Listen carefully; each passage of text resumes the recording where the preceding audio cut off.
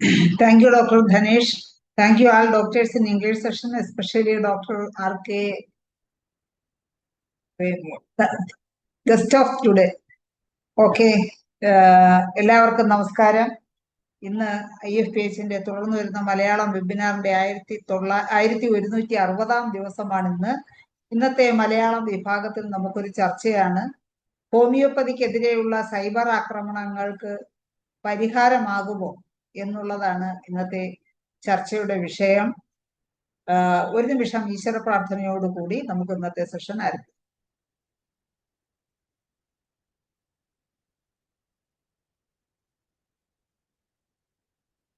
നന്ദി. ഇന്നത്തെ ഈ ചർച്ചയിൽ നമ്മോടൊപ്പം അതിഥിയെ എത്തുന്നത് ഡോക്ടർ IR അശോക് കുമാറാണ്. റിട്ടയർഡ് DMO, കാസർഗോഡ് ജില്ലയിൽ നിന്നും റിട്ടയർ ചെയ്ത ഡോക്ടറാണ്. ഡോക്ടർ എപ്പോഴും IFPHനോടൊപ്പം പ്രവർത്തിക്കുകയും പല പ്രോഗ്രാമുകൾ നമുക്കായിട്ട് കാഴ്ചവെക്കുകയും ചെയ്ത വ്യക്തിയാണ്. ഡോക്ടർ IR അശോക് കുമാർ വന്നിട്ടില്ലേ?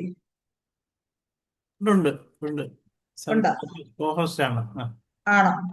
ഡോക്ടർ IR അശോക് കുമാറിനെ ഇന്നത്തെ ചർച്ചയ്ക്ക് ഒരു മിനിറ്റ് ജോയിൻ ചെയ്യാമേ? ഒരു മിനിറ്റ് ഞാൻ ജോയിൻ ചെയ്തോളാം.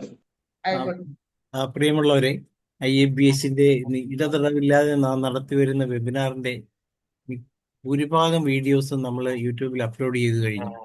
പക്ഷെ അതുകൊണ്ട് IFBHന് ഇപ്പോൾ ഒരു വലിയ പ്രതിസന്ധിയിലാണ്. കാരണം IFBHന് സാമ്പത്തിക പ്രതിസന്ധി നേരിട്ടുകൊണ്ടിരിക്കുകയാണ്. പണ്ട് എല്ലാവരും ഒക്കെ നമ്മുടെ അക്കൗണ്ടിലോട്ട് IFBHന്റെ അക്കൗണ്ടിലോട്ട് പണം ഇടുമായിരുന്നു. പക്ഷേ ദൗർഭാഗ്യകരെന്ന് പറയുന്നത് ഇപ്പോഴങ്ങനെ വരവ് കുറവാണ്. ഇക്കണക്കിന് പോയാൽ ഇതിന്റെ നടത്തിപ്പ് വലിയ കഷ്ടത്തിലാവും. കാരണം നമുക്കൊരു മാസം, ഒരു വർഷം മിനിമം ഒരു 2 ലക്ഷം രൂപയെങ്കിലും ഇങ്ങനെയുള്ള പ്രവർത്തനത്തിന് തന്നെ വേണ്ടി വരുന്നുണ്ട്. ഡെയിലി സൂം പരിപാടി നടത്തുന്നതിന് വേണ്ടിയുള്ള ചെലവുകൾക്കായി. അപ്പൊ അതുകൊണ്ട് എല്ലാവരും അകമഴിഞ്ഞ് സഹായിക്കണം. നിങ്ങൾ മിനിമം ഒരു 500 രൂപയെങ്കിലും വെച്ച് എല്ലാവരും തരണം. അതുപോലെ ഈ വീഡിയോ കാണുന്ന ആൾക്കാരും ഇതങ്ങ് ഞങ്ങൾ ഇതുവരെ ചാർജ് ചെയ്തിട്ടില്ല, നിങ്ങളെ കൊണ്ട് ചെയ്യാവുന്ന ഒരു തുക വീഡിയോ കാണുന്നത് നമുക്ക് ഷെയർ ചെയ്ത് തരണമെന്ന് ഒരു അഭ്യർത്ഥനയുണ്ട്. വീഡിയോയ്ക്ക് അതല്ലെങ്കിൽ ഇനി സ്പെഷ്യൽ ചാർജ് നമുക്ക് ചെയ്യേണ്ടി വരും. ഇതുവരെ ആരെയും കമ്പൽ ചെയ്ത് നമ്മൾ ഇതുവരെ ഒരു പണവും മേടിച്ചിട്ടില്ല. എല്ലാവരും ഇങ്ങനെ തരുന്ന ഡൊണേഷൻ കൊണ്ട് മാത്രമാണ് ഇത് നടന്നു പോകുന്നത്. ഇത് ഇല്ലാതെ നടത്തണമെന്ന് നമുക്ക് വലിയ ആഗ്രഹമുണ്ട്. അതുകൊണ്ട് എല്ലാവരുടെയും സപ്പോർട്ട് നമ്മൾ പ്രതീക്ഷിക്കുന്നു. ഓക്കെ ധനേഷ് ഡോക്ടറെ. അപ്പോ നമ്മുടെ ഇന്നത്തെ അതിഥിയെ എത്തുന്നത് ഡോക്ടർ IR അശോക് കുമാർ ഡോക്ടറാണ്. ഡോക്ടർ DMO ആയി കാസർഗോഡ് ജില്ലയിൽ നിന്ന് റിട്ടയർ ചെയ്തു. നമ്മുടെ IFPHനോടൊപ്പം എപ്പോഴും പ്രവർത്തിക്കുകയും IFPHന് വേണ്ടി ഒത്തിരി പ്രോഗ്രാമുകൾ ഈ സൂം പ്ലാറ്റ്ഫോമിൽ നടത്തുകയും ചെയ്ത ഡോക്ടർ IR അശോക് കുമാറിനെ ഇന്നത്തെ ഈ ചർച്ചയിലേക്ക് ആദരപൂർവ്വവും സ്നേഹപൂർവ്വവും സ്വാഗതം ചെയ്യുന്നു. അതുപോലെ തന്നെ ഡോക്ടറോടൊപ്പം നമ്മുടെ ഈ സൂം പ്ലാറ്റ്ഫോമിലുള്ള എല്ലാ ഡോക്ടേഴ്സും സ്റ്റുഡൻസും ഹോമിയോപ്പതി സ്നേഹികളും ചർച്ചയിൽ പങ്കെടുക്കുകയും ഈ ചർച്ച ഒരു വിജയമാക്കി മാറ്റുകയും ചെയ്യണമെന്ന് താല്പര്യപ്പെട്ടുകൊണ്ട് നമുക്ക് ഇന്നത്തെ ഈ ചർച്ചയിലേക്ക് കടക്കാം. അശോക് കുമാർ ഡോക്ടറെ തുടങ്ങാം. അൺമ്യൂട്ട് ചെയ്യണേ ഡോക്ടറെ, അൺമ്യൂട്ട് ചെയ്തിട്ടില്ല. നമുക്കറിയാം നിരന്തരം സൈബർ ആക്രമണങ്ങളാണ് ഹോമിയോപ്പതിക്കെതിരെ വന്നുകൊണ്ടിരിക്കുന്നത്. പ്ലാസിബോ ആണ്, മെഡിസിനൽ അംശമില്ല, പോയിസൺ ആണെന്നൊക്കെയാണ് പറയുന്നത്. അതിന് പരിഹാരമാകുമോ? അതാണ് നമ്മുടെ വിഷയം. പരിഹാരമാകുമോ എന്നുള്ളത് നമുക്ക് ഇന്നത്തെ ചർച്ചയിൽ നിന്ന് മനസ്സിലാക്കാം. ഡോക്ടറെ തുടങ്ങിക്കോളൂ. Thank you doctor Shaila. Thank you doctor Dhanesh. അപ്പോ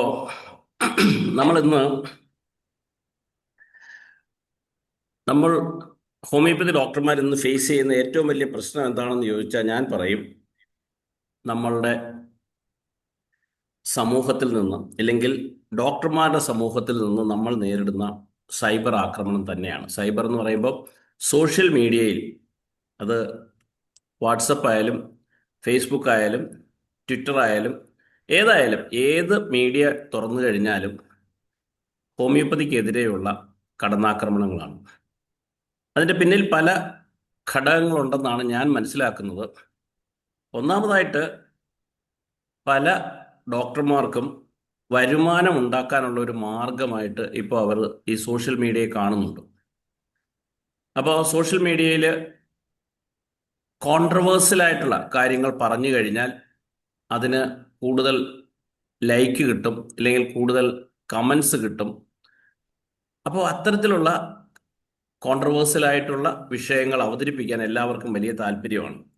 ഒരു കാര്യം. രണ്ടാമത്, ഹോമിയോപ്പതിയുടെ വർദ്ധിച്ചു വരുന്ന ജനപ്രീതി. പ്രത്യേകിച്ച് പണ്ട് കാലത്ത് നമ്മൾ ഹോമിയോ കുട്ടികൾക്കുള്ള ഒരു മരുന്ന്, ജലദോഷത്തിനുള്ള മരുന്ന്, ഇല്ലെങ്കിൽ ചിക്കൻ ബോക്സിനുള്ള മരുന്ന്, ആ ഒരു തരത്തിൽ നമ്മളെ കാറ്റഗറൈസ് ചെയ്ത് അവർ മാറ്റി നിർത്തിയിരുന്ന ഒരു കാലഘട്ടത്തിൽ നിന്നും ഇപ്പോൾ ഇൻഫെർട്ടിലിറ്റി ക്ലിനിക്കുകൾ, ഇപ്പോൾ സർക്കാരിൻ്റെ തന്നെ ഗവൺമെൻറ് ആശുപത്രികളിൽ നടക്കുന്ന ജനനി പദ്ധതിക്ക് വളരെ വലിയൊരു അംഗീകാരം കിട്ടിയിട്ടുണ്ടെന്ന് അവർക്കറിയാം. അതുപോലെ നമ്മളുടെ തന്നെ പുതിയ തലമുറയിലെ ഡോക്ടർമാർ പോലും 50ഉം 100ഉം ഇൻഫെർട്ടിലിറ്റി കേസുകൾ റിസൾട്ട് ഉണ്ടാക്കിയതായിട്ട് ഈ പറയുന്ന സോഷ്യൽ മീഡിയയിൽ കൂടെ തന്നെ ഇവർക്ക് മനസ്സിലാകുന്നുണ്ട്. അപ്പോൾ നമുക്കറിയാം, ഇന്ന് വൈദ്യശാസ്ത്ര രംഗത്ത് ഏറ്റവും കൂടുതൽ കച്ചവടം നടക്കുന്ന ഒരു മേഖലയാണ് ഈ ഇൻഫെർട്ടിലിറ്റി ചികിത്സ. ഇൻഫെർട്ടിലിറ്റി ക്ലിനിക്കുകൾ വാങ്ങുന്ന പൈസയ്ക്ക് ഒരു കണക്കുമില്ല. ഒരു നീതിബോധവും അല്ലെങ്കിൽ നൈതികതയും ഇല്ലാതെയാണ് അവ പലരും പ്രവർത്തിക്കുന്നത്. നമുക്കറിയാം, ഇപ്പം തന്നെ കഴിഞ്ഞ ഒരു 2 മാസമേ ആയിട്ടുള്ളൂ, ഒരു IVF ചെയ്ത കുട്ടി വളർന്നു വന്നപ്പോൾ പേരൻസിന് സംശയമായി. അവർ ജീൻ പരിശോധിച്ചപ്പോൾ അച്ഛൻ്റെ അമ്മയുടെയും ജീനുമായിട്ട് സാമ്യമില്ല. അപ്പോൾ മൊത്തത്തിൽ പുറത്തുനിന്ന് എടുത്ത സ്പേമും ഓവവുമായിരുന്നു എന്നാണ് അവർക്ക് മനസ്സിലാക്കാൻ കഴിഞ്ഞത്. അപ്പോൾ അത്തരത്തിൽ നടക്കുന്നുണ്ടെന്നുള്ള കാര്യം എല്ലാവർക്കും അറിയാം. അപ്പോൾ അവിടെയും ഹോമിയോപ്പതി ചികിത്സ, അതിലേക്ക് ജനങ്ങൾ കൂടുതൽ വന്നു പോകുമോ എന്നുള്ളൊരു സംശയം. അപ്പോൾ ഇപ്പം തന്നെ അതുപോലെ ക്യാൻസർ ചികിത്സയിൽ ഹോമിയോപ്പതിക്കുള്ള സാധ്യതകൾ, പ്രത്യേകിച്ച് സർക്കാർ തലത്തിൽ തന്നെ നമ്മുടെ വണ്ടൂര് പ്രവർത്തിക്കുന്ന ചേതന ക്യാൻസർ റിസർച്ച് സെന്റർ, അപ്പോൾ അത് തുടങ്ങിയതിന് ശേഷം തന്നെ പല ഡോക്ടർമാരും ഇപ്പം ക്യാൻസർ മേഖലയിലേക്ക് ട്രീറ്റ്മെൻറ്റുമായിട്ട് വന്നിട്ടുണ്ട്. മുമ്പ് ചെയ്യുന്നുണ്ടായിരുന്നു. മുമ്പ് കോട്ടയത്ത് നമുക്കറിയാം, ഡോക്ടർ RP പട്ടേലൊക്കെ ക്യാൻസർ ചികിത്സ വളരെ നല്ല രീതിയിൽ ചെയ്തിട്ടുള്ള ധാരാളം രോഗികൾ ഇന്ത്യയുടെ വിവിധ ഭാഗങ്ങളിൽ നിന്ന് വന്ന് ചികിത്സിച്ചിട്ടുള്ള അനുഭവം നമുക്കറിയാം.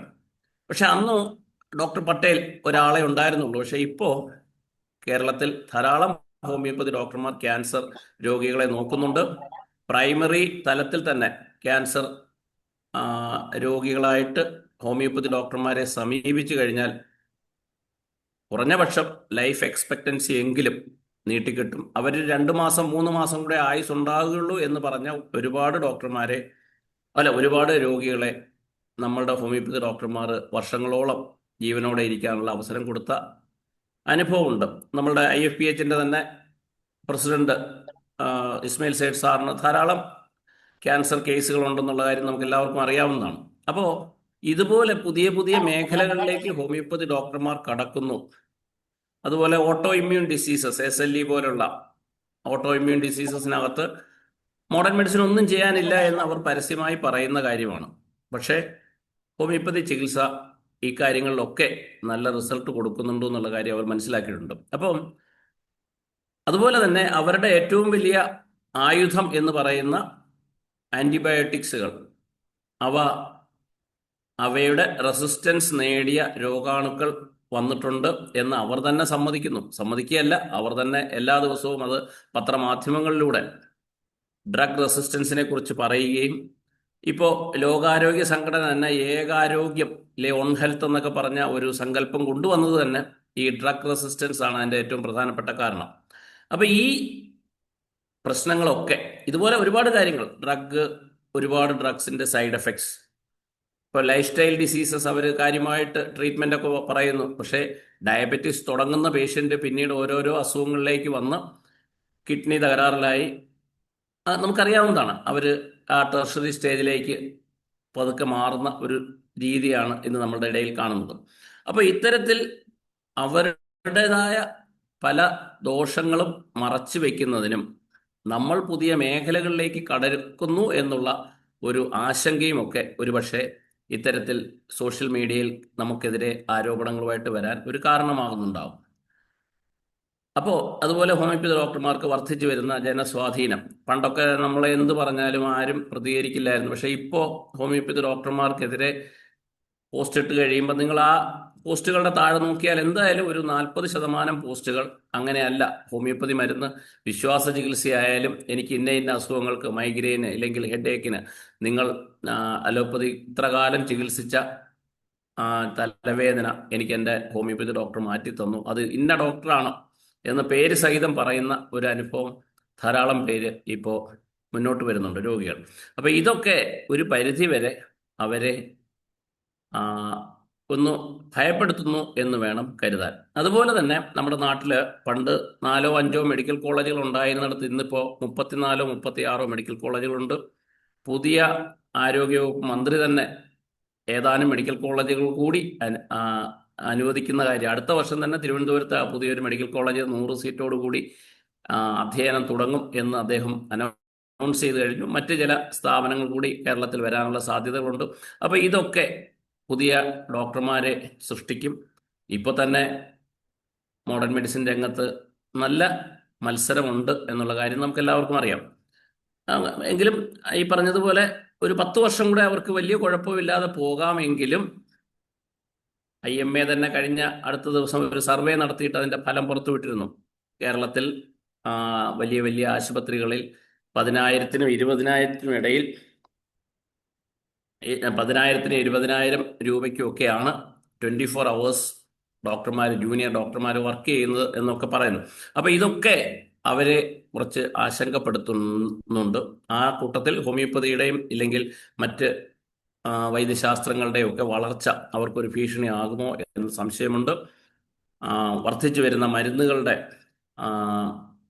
സൈഡ് എഫക്ട്സ്, പാർശ്വഫലങ്ങൾ അവർ തന്നെ ഓരോ ദിവസവും പറയുന്നുണ്ട്, ഇന്ന മരുന്നുകൾക്ക് ഇന്ന പാർശ്വഫലങ്ങളുണ്ട്. പിന്നെ നിങ്ങൾ തുടർച്ചയായിട്ട് ഈ ജലൂസിലോ അല്ലെങ്കിൽ ഈ അതുപോലുള്ള ഗ്യാസിന് ഉപയോഗിക്കുന്ന മരുന്നുകളൊന്നും സ്ഥിരമായി ഉപയോഗിക്കരുത്. ഡോളോ പാരസെറ്റമോൾ ഇതിനൊക്കെ സൈഡ് എഫക്റ്റ് ഉണ്ട് എന്ന് അവരുടെ കൂട്ടത്തിൽ നിന്ന് തന്നെ ഡോക്ടർമാർ പറയുന്ന ചില സാഹചര്യങ്ങൾ. അപ്പം ഇതൊക്കെ ആയിരിക്കാം ഒരു പക്ഷേ ഹോമിയോപ്പതിക്കെതിരെ, ആയുർവേദത്തിനെതിരെയും ഉണ്ട്. പക്ഷേ അതിലും കൂടുതലായിട്ട്, കാര്യം ആയുർവേദത്തിനെതിരെ പറയുമ്പോഴെന്നുള്ളതല്ല, ആയുർവേദത്തിന് ചികിത്സ കൂടുതൽ കോസ്റ്റ്ലി ആയതുകൊണ്ട് അവർക്ക് വലിയ ഭീഷണി അല്ല എന്ന് അവർക്ക് തോന്നി തുടങ്ങിയിട്ടുണ്ട്.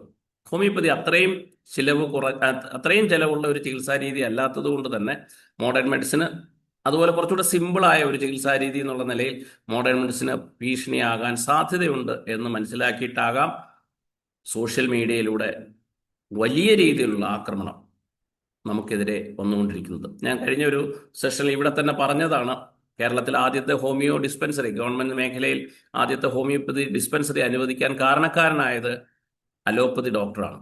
ഡോക്ടർ അമ്പാട്ട് രാവുണ്ണി മേനോൻ എന്ന ഡോക്ടർ AR മേനോൻ. അദ്ദേഹം അന്ന് മന്ത്രിയായിരിക്കുമ്പോൾ തന്നെ, ആരോഗ്യവകുപ്പ് മന്ത്രിയായിരിക്കുമ്പോൾ അദ്ദേഹം MBBS-ഉം MD-യും ബിരുദം നേടിയ ആളായിരുന്നു. അതുപോലെ തന്നെ ഞാനൊക്കെ പഠിക്കുന്ന തിരുവനന്തപുരത്ത് BHMS-ന്റെ ആദ്യ ബാച്ചുകളിൽ ഞങ്ങളെ ക്ലാസ്സുകൾ എടുത്തിരുന്നത് തിരുവനന്തപുരം മെഡിക്കൽ കോളേജിൽ നിന്ന് വന്ന സീനിയർ ആയിട്ടുള്ള ഡോക്ടർമാരായിരുന്നു. ഡോക്ടർ രാജശേഖരൻ നായർ, ഡോക്ടർ ശശികല മാഡവും അന്നത്തെ പോലീസ് സർജൻ ജയപാല സാറാണ് നമുക്ക് ഫോറൻസിക് മെഡിസിൻ്റെ ക്ലാസ് എടുത്തത്. അതും തിരുവനന്തപുരം മെഡിക്കൽ കോളേജിൻ്റെ വലിയ ഹാളിൽ വെച്ച്. തിരുവനന്തപുരം മെഡിക്കൽ കോളേജിൻ്റെ പിന്നെ ഫോറൻസിക് മെഡിസിൻ മ്യൂസിയമാണ്, ലാബാണ് നമ്മൾ ഉപയോഗിച്ചത്. നമ്മളുടെ പരീക്ഷ നടത്തിയത് പോലും നമ്മുടെ കോളേജ് ബസ്സിൽ അവിടെ കൊണ്ടുപോയി അവിടെ വെച്ചായിരുന്നു. ജയപാല സാറ്, സുജാതൻ സാറ്, നമ്മുടെ ജഗദീഷ് ഫിലിം സ്റ്റാറിൻ്റെ വൈഫ് രമ മാഡം, ഇവരൊക്കെയാണ് നമുക്ക് ഫോറൻസിക് മെഡിസിൻ ക്ലാസ് എടുത്തത്. അന്നൊന്നും ഇവർക്ക് ആർക്കും യാതൊരു വിധമായ ആശങ്കകളോ യാതൊരു വിധമായ പ്രശ്നങ്ങളോ ഉണ്ടായിരുന്നില്ല. ഞങ്ങളൊക്കെ ഫൈനൽ ഇയർ ആകുന്ന ഒരു സാഹചര്യത്തിലാണ്. ഞങ്ങളുടെ സർജറി പോസ്റ്റിംഗ് ഒക്കെ തിരുവനന്തപുരം ജനറൽ ഹോസ്പിറ്റലിലായിരുന്നു. ഞങ്ങളുടെ ഗൈനക്കോളജി പോസ്റ്റിംഗ് തൈക്കാട് ആശുപത്രിയിലായിരുന്നു. അന്ന് അവിടുത്തെ അയ്യപ്പൻ നായർ എന്ന് പറയുന്ന ഏറ്റവും പ്രശസ്തനായ ഗൈനക്കോളജി ഡോക്ടറുടെ കീഴിലായിരുന്നു ഞങ്ങൾ കേസസ് കണ്ടത്. അപ്പം അന്നൊന്നും ഇവർക്ക് ആർക്കും യാതൊരു ബുദ്ധിമുട്ടും ഇല്ലായിരുന്നു. പക്ഷെ പിന്നീട് ഞങ്ങളൊക്കെ ഫൈനൽ ഇയർ ആകുമ്പോഴേക്കും മെഡിക്കൽ സമരം വന്നു. ഞങ്ങൾ സർജറി കണ്ടുപഠിക്കുന്നത് കൊണ്ട് ഞങ്ങൾ മെഡിസിൻസ് പഠിക്കുമോ എന്നൊക്കെ പറഞ്ഞിട്ട് പ്രശ്നങ്ങൾ. ഞങ്ങളെന്ന് പറഞ്ഞാൽ നമ്മളെ തുടർന്ന് വന്ന ആദ്യത്തെ 3-4 ബാച്ച് കഴിഞ്ഞപ്പോഴാണ് 1988-ലോ 89-ലോ ഒക്കെയാണ് മെഡിക്കൽ സമരം എന്ന് പറഞ്ഞ ഒരു സമരം വന്നതും അതിനെ തുടർന്നാണ് പിന്നെ നമ്മളുടെ കോളേജുകളിൽ തന്നെ ഇതിനുള്ള സൗകര്യങ്ങൾ ഒരുക്കിയതും ഒക്കെ. അപ്പോൾ അന്നൊന്നുമില്ലാത്ത തരത്തിൽ ആക്രമണങ്ങൾ ഇപ്പോൾ നേരിടുന്നതിൻ്റെ കാരണങ്ങൾ ഞാൻ ഈ പറഞ്ഞതൊക്കെയാണ് ചിലതൊക്കെ. പക്ഷെ അവിടെ ഏറ്റവും നിർഭാഗ്യകരമായ ഒരു കാര്യം പറയാനുള്ളത്, ഇത്തരത്തിലുള്ള ആക്രമണങ്ങൾ വരുമ്പോഴൊക്കെ ഒറ്റപ്പെട്ട് നമ്മൾ കുറച്ച് ഡോക്ടർമാർ, ഞാനൊക്കെ അക്കൂട്ടത്തിൽ പുറകോട്ട് നിൽക്കുന്ന ആളാണ്, കാര്യം ഇതൊക്കെ പറഞ്ഞോട്ടെ, നമ്മൾ മിണ്ടാതിരിക്കാം എന്ന് കരുതുന്ന ഒരു കൂട്ടത്തിലാണ്. പക്ഷെ നമ്മുടെ കൂട്ടത്തിൽ തന്നെ കുറച്ച് സജീവമായിട്ട് ഈ സോഷ്യൽ മീഡിയ കൈകാര്യം ചെയ്യുന്ന കുറേയേറെ ഡോക്ടർമാർ ഇതിനെതിരെ പ്രതികരിച്ചിരുന്നു എങ്കിൽ പോലും ഔദ്യോഗിക സംവിധാനങ്ങൾ ഒന്നും തന്നെ ഇതിനെതിരെ യാതൊരു വിധമായ അഭിപ്രായങ്ങൾ പറയുകയോ ഇല്ലെങ്കിൽ നമ്മുടെ ഹോമിയോപ്പതി വകുപ്പിൽ നിന്ന് ഉണ്ടായിട്ടില്ല, ഹോമിയോപ്പതി കോളേജുകളിൽ നിന്നുണ്ടായിട്ടില്ല. 5 ഹോമിയോപ്പതി കോളേജുകളുണ്ട്.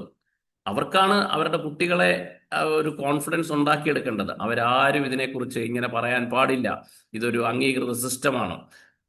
പറഞ്ഞ് എവിടെ വരെ എത്തിയെന്നറിയാമോ? നമുക്ക് അവസാനമൊക്കെ പറഞ്ഞത് സർക്കാർ ഇത് നിർത്തണം, സർക്കാർ ഇതിന് ഫണ്ടിങ് നിർത്തണം, ആ പൈസ കൊണ്ട് വെറുതെ റോഡുണ്ടാക്കിയാലും തോടുണ്ടാക്കിയാൽ പോലും കുഴപ്പമില്ല, ഹോമിയോപ്പതിക്ക് വേണ്ടി ഇത്ര രൂപ ചെലവാക്കുന്നത് എന്തൊരു വേസ്റ്റാണ്, അന്ധവിശ്വാസമാണ്, ഇങ്ങനെയൊക്കെ പറയും.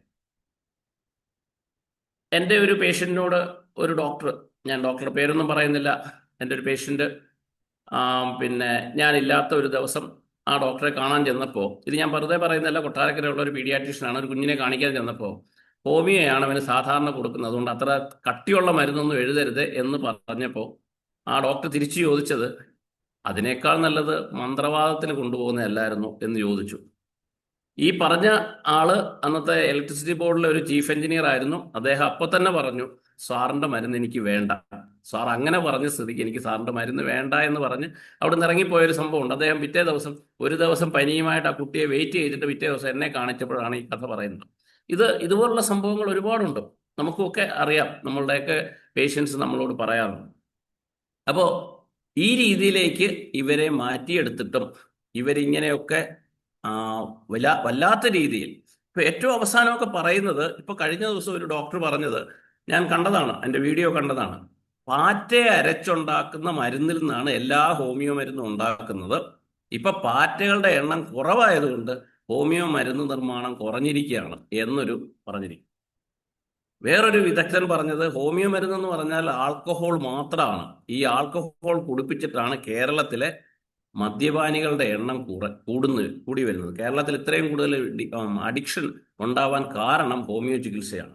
ഹോമിയോപ്പതി മരുന്ന് സ്വീകരിക്കുന്നത് 12% താഴെയാണെന്ന് നമുക്കറിയാം, അവർക്കും അറിയാം. വേറൊരു ഡോക്ടർ പറയുന്നു, എൻ്റെ അടുക്ക വരുന്ന കരൾ രോഗികൾ മുഴുവൻ ഹോമിയോയും ആയുർവേദവും കഴിച്ചവരാണ്. എന്തായാലും അക്കൂട്ടത്തിൽ കഴിഞ്ഞ ജനുവരി 20-ാം തീയതി ഒരു വലിയ, ഞാൻ ആ ദിവസം വളരെ പ്രധാനപ്പെട്ട ഒരു ദിവസമായിട്ട് തന്നെ പറയും, board of ethics and registration in homeopathy, national council for ഹോമിയോപ്പതിയുടെ കീഴിലുള്ള എത്തിക്സ് ആൻഡ് രജിസ്ട്രേഷൻ കമ്മിറ്റി ഒരു ഉത്തരവിറക്കി. ഹോമിയോപ്പതിയെ ഡിഫെയിം ചെയ്താൽ, ഹോമിയോപ്പതിക്കെതിരെ മോശമായി സോഷ്യൽ മീഡിയയിലോ പരസ്യമായിട്ടോ പ്രിന്റ് മീഡിയയിലോ എന്തെങ്കിലും പറഞ്ഞാൽ അത് ശിക്ഷാർഹമായിരിക്കും എന്ന് പറഞ്ഞു. ഞാൻ അതിനകത്തുള്ള ചില പ്രസക്തമായ വാചകങ്ങളൊന്ന് വായിക്കാം. Prevention of derogatory and misleading statements against homeopathy and registered homeopathy practitioners. അതാണ് അതിന്റെ സബ്ജക്റ്റ് ആയിട്ട് പറഞ്ഞിരിക്കുന്നത്. Homeopathy is a legally recognized system of medicine under the National Commission of Homeopathy Act 2020, Section 33 and 34 of the Act. അപ്പോൾ അതൊക്കെ പറഞ്ഞു വന്നിട്ട്, in exercise of the powers, the Board of Ethics and Registration in Homeopathy, BERH, NCH, has been serious cognizant of the instance of derogatory, defamatory, misleading and unsubstantiated statements being made through print, electronic and social medias against homeopathy and registered homeopathy practitioners. ഹോമിയോപ്പതിക്കെതിരെയോ പ്രാക്ടീഷണേഴ്സിനെതിരെയോ എന്തെങ്കിലും പറഞ്ഞാൽ, അതിൻ്റെ താഴോട്ട് പറയുന്നുണ്ട്, ഒരു practitioner എന്തെങ്കിലും തെറ്റായി homeopathy പ്രിൻസിപ്പിൾസിന് എതിരായിട്ടോ ഇല്ലെങ്കിൽ വേറെന്തെങ്കിലും ചെയ്താൽ അതിന് നടപടിയെടുക്കാൻ ഇവിടെ നിയമമുണ്ട്. നിങ്ങൾ അവർക്കെതിരെ പരാതി ഞങ്ങൾക്ക് തന്നോളൂ. പക്ഷെ അതിൻ്റെ പേരിൽ പോലും ഒരു ഹോമിയോപ്പതി ഡോക്ടർ ഇപ്പം മോഡേൺ മെഡിസിൻ കൊടുത്തു, അതുകൊണ്ട് എല്ലാ ഹോമിയോപ്പതി ഡോക്ടർമാരെ അടച്ചാക്ഷേപിക്കാൻ പാടില്ല എന്ന് പറയുന്നുണ്ട്. അപ്പോൾ all any communication, publication, notice, press release, social media posts, website content, or government document including FIRs, official notices, press briefings, or complaints that label duly registered homeopathy practitioners as quacks, വ്യാജന്മാരെന്നുള്ള പേരിൽ may be misleading, defamatory, and detrimental to their professional reputation. FIR പോലും ഇടുമ്പോൾ അങ്ങനെയുള്ള വാക്കുകൾ സർക്കാർ പറയുമ്പോൾ പോലും, ഒഫീഷ്യലായിട്ട് പറയുമ്പോൾ പോലും അങ്ങനെയുള്ള വാക്കുകൾ ഉപയോഗിക്കാൻ പാടില്ല എന്ന് പറയുന്നുണ്ട്. Provisions and the constitutional rights of a registered homeopathy practitioner. All practitioners, institutions, and stakeholders are advised to exercise due diligence while issuing public statements relating to homeopathy and homeopathy practitioners, and to avoid language that may be defamatory. അങ്ങനെ കുറച്ച് കാര്യങ്ങൾ പറഞ്ഞുകൊണ്ട് ഒരു ഉത്തരവിറക്കി. ആദ്യമായിട്ടാണ് NCH അങ്ങനെ, NCH എന്ന് പറയുമ്പോൾ NCH 2020 അതിനു മുമ്പ് സെൻട്രൽ കൗൺസിൽ ഓഫ് ഹോമിയോപ്പതി ആയിരുന്നു. ആ 2020 രൂപീകരിച്ച NCH അങ്ങനെ ഒരു ഉത്തരവ്, വളരെ ഗംഭീരമായ ഒരു ഉത്തരവാണ് വന്നത്. അത് വന്നത് ജൂൺ 20 2026. അതിൻ്റെ ചുവട് പിടിച്ച് ഒരു ഡോക്ടർക്കെതിരെ, ഞാൻ ആ ഡോക്ടറുടെ പേര് പറയുന്നില്ല, ആ ഡോക്ടർ ഒരു പ്രത്യേക നമ്മുടെ ശരീരത്തിലെ ഒരു അവയവത്തിൻ്റെ ഡോക്ടർ എന്നാണ് പറയുന്നത്. അങ്ങനെ പറയാൻ പറ്റുമെന്ന് എനിക്കറിയത്തില്ല, ലിവർ ഡോക്ടർ. ഓക്കെ, അദ്ദേഹത്തിൻ്റെ ഹിസ്റ്ററിയോ അദ്ദേഹത്തിൻ്റെ കുടുംബ ചരിത്രമോ ഒന്നും ഞാൻ പറയുന്നില്ല, നിങ്ങൾക്കൊക്കെ അറിയാവുന്നതാണ്. അദ്ദേഹത്തിന് ഒരു കാരണം കാണിക്കൽ നോട്ടീസ് കഴിഞ്ഞ ജൂലൈ 22 കൊടുത്തു. അദ്ദേഹത്തിൻ്റെ അഡ്രസ്സിൽ അതിൻ്റെ സബ്ജക്റ്റ് കൊടുത്തിരിക്കുന്നത് malicious, mischievous, misinformation and negative publicity to AYUSH systems regarding. AYUSH systems എന്നാണ് പറഞ്ഞേക്കുന്നതെങ്കിലും നാഷണൽ കൗൺസിൽ ഫോർ ഹോമിയോപ്പതിയെ കൊടുത്തേക്കുന്നത്, താഴോട്ട് പറഞ്ഞേക്കുന്നത് ഇത്രയും ഹോമിയോപ്പതിയെ കുറിച്ച് തന്നെയാണ്. ആ വാക്കുകൾ ശ്രദ്ധിക്കുക: malicious, mischievous, misinformations and negative publicity to the Ayush systems regarding.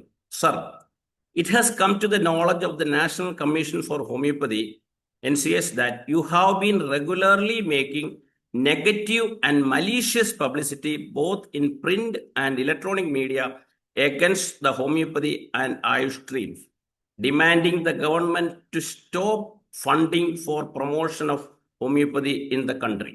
രാജ്യത്ത് ഹോമിയോപ്പതിയുടെ ഫണ്ടിങ് നിർത്തണം എന്ന് നിങ്ങൾ ആവശ്യപ്പെട്ടതായിട്ട് ഞങ്ങൾ മനസ്സിലാക്കുന്നു. It is further notice that you have been making such statements without any logic and even the statement it self being self contradictory. ഈ self contradictory എന്ന് പറഞ്ഞിരിക്കുന്നത്, ചില സമയം അദ്ദേഹം പറയും ഹോമിയോപ്പതി പ്ലാസിബോയാണ്, അതിനകത്തൊന്നുമില്ല എന്ന്. ചില സമയം അദ്ദേഹം പറയും ഹോമിയോപ്പതിക്കകത്ത് വളരെ ഡേഞ്ചറസ് ആയിട്ടുള്ള മെർക്കുറി പോലുള്ള കണ്ടൻസ് ഉണ്ട്, അത് ലിവറിനെ തകരാറിലാക്കി, അവിടെ തകരാറിലായി കിഡ്നി അടിച്ചു പോയെന്ന്. ഈ സെൽഫ് കോൺട്രഡക്ടറി ആയിട്ടുള്ള സ്റ്റേറ്റ്മെന്റ്സ് അദ്ദേഹം പറയുന്നുണ്ടെന്ന് NCH തന്നെ പറഞ്ഞിട്ടുണ്ട്. In this regard it is stated that national commission for homoeopathy, അത് കുറച്ച് കാര്യങ്ങൾ പറഞ്ഞിട്ട് 4 പേജ് ഉണ്ടെന്ന് ഓർക്കുക. അതിൻ്റെ 4ാമത്തെ പേജിൽ അദ്ദേഹത്തോട് ആവശ്യപ്പെട്ടിരിക്കുന്നത്,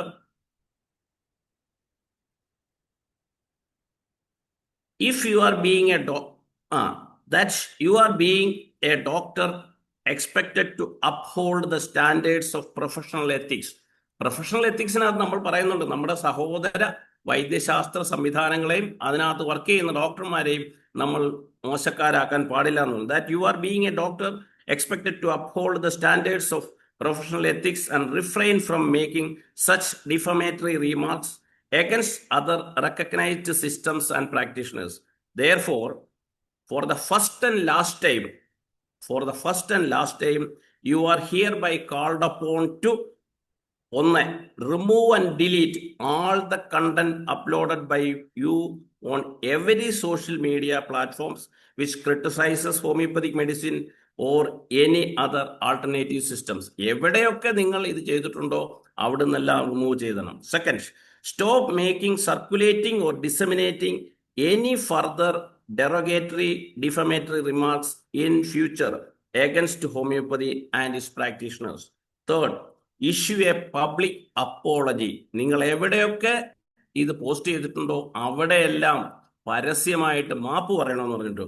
issue a public apology and clarification through the same platform on which the offending post were uploaded, acknowledging deep regret for the use of defamatory expressions, and furnish a written undertaking that you shall refrain from repeating such acts in future. ഭാവിയിൽ ഇത്തരത്തിലുള്ള പ്രവർത്തനങ്ങൾ ചെയ്യില്ല എന്ന് national council four homoeopathic ഒരു undertaking കൊടുക്കണമെന്നും പറഞ്ഞിട്ടുണ്ട്.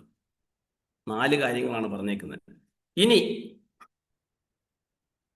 the same be compiled by you within a period of 10 days. 10 ദിവസത്തെ സമയം കൊടുത്തിരിക്കുന്നത്. From the date of receipt of this notice, failing which the commission will constrain to initiate both civil and criminal proceedings against you, and will also file a departmental or regulatory complaints with the National Medical Commission. അദ്ദേഹത്തിന്റെ modern മെഡിസിന്റെ കമ്മീഷനുമായിട്ട് ഡൽഹിയിൽ national കമ്മീഷനുമായിട്ട് ചേർന്നുകൊണ്ട് നിങ്ങൾക്കെതിരെ നടപടികൾ എടുക്കാൻ ഞങ്ങൾ ബാധ്യസ്ഥരാകും എന്നാണ് പറഞ്ഞിരിക്കുന്നത്. ഇനിയും കുറച്ച് കാര്യങ്ങളോടുണ്ട്. ഞാൻ അതിന്റെ നക്ഷലിലാണ് വായിച്ചത്. സുകുമാർ ഡോക്ടർ, നമുക്ക് മറ്റുള്ളവരിൽ കൂടെ പോയിട്ട് ഇനി തിരിച്ച് ഡോക്ടറിലേക്ക് എത്താം. ഇല്ല, ഞാനൊന്ന് കൺക്ലൂഡ് ചെയ്തിട്ടെ. അപ്പോ ഇത് 27-ാം തീയതി അദ്ദേഹത്തിന് കിട്ടി. അതിനുശേഷം അദ്ദേഹം 3-4 വീഡിയോസ് ഇറക്കി. അതിനകത്തൊന്നും ഹോമിയോപ്പതിയെ പറ്റി മിണ്ടിയിട്ടേയില്ല. അദ്ദേഹം വേറെ ചില കഥകളാണ് പറഞ്ഞുകൊണ്ടിരിക്കുന്നത്. ഇതേ സമയത്ത് ഇദ്ദേഹത്തെക്കാൾ കുറച്ചുകൂടെ കൂടിയ വേറൊരു ഡോക്ടർ ഉണ്ടായിരുന്നു. അദ്ദേഹം എൻഡോക്രൈനോളജിസ്റ്റ് എന്നാണ് പറയുന്നത്, പെരിന്തൽമണ്ണക്കാരനാണ്. അദ്ദേഹം ഇതിനെപ്പറ്റി, ഹോമിയോപ്പതിയെ പറ്റി നിശ്ചിതമായിട്ട്, ഹോമിയോപ്പതി ആക്ഷനുമില്ല റിയാക്ഷനുമില്ല എന്നൊക്കെ പറയുന്ന ഒരാള് കഴിഞ്ഞ ദിവസം ഒരു വീഡിയോ ഇറക്കിയിട്ട് ആദ്യമേ തന്നെ തുടക്കത്തിലെ തന്നെ പറയുന്നുണ്ട്, ഇനി ആരും എന്നോട് ഹോമിയോപ്പതി മരുന്ന് റിയാക്ഷൻ ഉണ്ടോ സൈഡ് എഫക്റ്റ് ഉണ്ടോ എന്ന് ചോദിക്കരുത്. കാരണം ഞാൻ അത് പഠിച്ചിട്ടില്ല, അതിനെക്കുറിച്ച് പറയാൻ എനിക്ക് അവകാശവുമില്ല. വളരെ വളരെ എന്തൊരു ശുദ്ധനാണെന്ന് അന്നേരമാണ് എനിക്ക് അതിശയം തോന്നിയത്. അദ്ദേഹം പറയാണ്, എനിക്ക് മോഡേൺ മെഡിസിനെ കുറിച്ച് നിങ്ങൾക്ക് എന്തെങ്കിലും സംശയം ഉണ്ടോ എന്നോട് ചോദിച്ചോളൂ. ഇതാരും സംശയം ചോദിച്ചിട്ടൊന്നുമല്ല. പുള്ളി എന്നോട് രോഗികൾ ഇങ്ങനെ ചോദിക്കുന്നു, എന്നോട് ഇങ്ങനെ ചോദിക്കുന്നു, ഹോമിയോപ്പതി എന്തെങ്കിലും ഗുണമുണ്ടോ, ഹോമിയോപ്പതി പ്ലാസിബോ അല്ലേ എന്ന് അവർ ചോദിച്ചു, ഇവർ ചോദിച്ചു എന്നൊക്കെ പറഞ്ഞിട്ട് വെച്ച് വലിയ ഡയലോഗുകൾ വിട്ടുകൊണ്ടിരുന്നത്. അദ്ദേഹത്തിന്റെ പോസ്റ്റുകളുടെ താഴെ വരുന്ന മറുപടികളൊക്കെ നിങ്ങൾ കണ്ടാൽ അതും വളരെ രസകരമാണ്. അദ്ദേഹത്തെ വല്ലാതെ ക്രിട്ടിസൈസ് ചെയ്യുന്നുണ്ട്. അദ്ദേഹം ഇപ്പൊ ഒറ്റയടിക്ക് യു-ടേൺ അടിച്ചു. എന്നിട്ട് അദ്ദേഹം വേറൊരു പോസ്റ്റ് വിട്ടു, ഞാൻ ഇന്നലെ അങ്ങനെ, തൊട്ടടുത്ത ദിവസം ഞാൻ അങ്ങനെ പറഞ്ഞതുകൊണ്ട് എൻ്റെ ഏറ്റവും അടുത്ത സുഹൃത്തായ പഴയ ഹോമിയോ വിരുദ്ധൻ, നമ്മുടെ കൂട്ടത്തിൽ നിന്ന് പോയ ഒരാളുണ്ടല്ലോ, അദ്ദേഹത്തിന്റെ സുഹൃത്താണെന്ന് അദ്ദേഹം തന്നെ പറയുന്നു. അദ്ദേഹം ഇന്നലെ എനിക്ക് ചീത്ത വിളിച്ചുകൊണ്ട് പോസ്റ്റ് ഇട്ടു. എങ്കിലും ഞാൻ ഇനി ആ പണിക്കില്ല. ഏത് പണിക്കാ? ഹോമിയോപ്പതിക്കെതിരെ വിമർശിക്കാൻ. ഇതാണ് കാരണമെന്ന് അദ്ദേഹം പറഞ്ഞില്ല. പക്ഷേ അദ്ദേഹം മാനസാന്തരപ്പെട്ടതായിട്ട് മനസ്സിലാക്കി. വേറെ ചിലരുണ്ട്, ഇതിനെ തുടർന്നാണ് ചില വെള്ളനാട്ടുകാരനൊക്കെ ഇറങ്ങിയിട്ടുണ്ട്. അവർക്കെതിരെയുള്ള പണികളും വരുന്നുണ്ട്. വേറെ ചില ഡോക്ടർ, ആദ്യം പറഞ്ഞ ഡോക്ടർക്കെതിരെ നമ്മുടെ ചില സുഹൃത്തുക്കൾ ഡൽഹിയിൽ കേസും ഫയൽ ചെയ്തിട്ടുണ്ട്. അദ്ദേഹത്തിനെ ഒരല്പം പിന്നെ നമ്മുടെ എറണാകുളം ഡൽഹി ഒന്ന് യാത്ര ചെയ്യിപ്പിക്കാനൊക്കെ ഉള്ള പ്ലാനുണ്ട്. അപ്പം പ്രതികരിക്കാൻ തുടങ്ങിയാൽ നമ്മൾക്ക് റിസൾട്ട് ഉണ്ടാക്കാൻ പറ്റും. ഈ ഒരൊറ്റ ഉത്തരവ് വെച്ചിട്ട് ഒന്നും വേണ്ട. നാഷണൽ കൗൺസിൽ ഫോർ ഹോമിയോപ്പതിയുടെ BRH അതിൻ്റെ ഒരു പിന്നെ എന്താ പറയുന്ന ഒരു മെയിൽ ID ഉണ്ട്. അതിലേക്ക് ഇവരുടെ ഇത്തരം പോസ്റ്റുകളുടെ ലിങ്ക് അപ്ലോഡ് ചെയ്ത് അറ്റാച്ച് ചെയ്ത് അവർക്ക് മെയിൽ അയച്ചു കൊടുത്തേച്ചാൽ മതി. ഈ സാധനം, ഈ ഡോക്ടർക്ക് കിട്ടിയ 4 പേജ് സാധനം അവർക്കെല്ലാം കിട്ടും. കിട്ടിക്കഴിഞ്ഞാൽ മിക്കവാറും ഒരുമാതിരി വേണ്ട ആളുകളെല്ലാം ഒതുങ്ങിയിരിക്കും. ഇതൊരല്പം കൂടെ മുമ്പേ ആയിരുന്നെങ്കിൽ ഇത്രയും വഷളാകാതിരിക്കുമായിരുന്നു. അപ്പോൾ ഞാനതിൽ കൂടുതൽ ഇതിലേക്ക് വരുന്നതിന് മുമ്പ് ബാക്കി പറഞ്ഞതുപോലെ ചർച്ചയിലേക്ക് വരട്ടെ. എന്തായാലും നാഷണൽ കൗൺസിൽ ഫോർ ഹോമിയോപ്പതിയെ ഞാൻ എൻ്റെ അഭിപ്രായത്തിൽ IFPH ഒരു കൺഗ്രാജുലേറ്റ് ചെയ്തുകൊണ്ട് ഇത്തരത്തിൽ ഒരു നടപടി എടുത്തതിന്. കാര്യം 2020 അവർ കോൺസ്റ്റിറ്റ്യൂട്ട് ചെയ്തതെന്നാണ് പറയുന്നത്. അതിനുമ്പ് CCH ഉണ്ടായിരുന്നു. പക്ഷേ 20 കഴിഞ്ഞ് 26 വരെയും ഇത്തരത്തിൽ ഒരുപാട് അവഹേളനങ്ങൾ ഉണ്ടായിട്ടും, അത് കേരളത്തിൽ മാത്രമേ ഉള്ളൂ ഇത്തരത്തിലുള്ള പ്രശ്നങ്ങളുള്ളതും. നമ്മൾ ഒരുപക്ഷെ അവരുടെ ശ്രദ്ധയിൽപ്പെടുത്തിയില്ല എന്ന് അവർ പറയുമായിരിക്കും, ഒരു പരിധി വരെ അത് ശരിയായിരിക്കും. പക്ഷേ ഇപ്പോൾ ഇങ്ങനൊരു തീരുമാനം അവർ എടുത്തത് തീർച്ചയായിട്ടും അഭിനന്ദനീയമാണ്. അപ്പോൾ ചർച്ചയിലേക്ക് നമുക്ക് പോകാം. ഓക്കെ, തീർച്ചയായിട്ടും അശോകുമാർ ഡോക്ടറെ, തിരിച്ചു വരാം.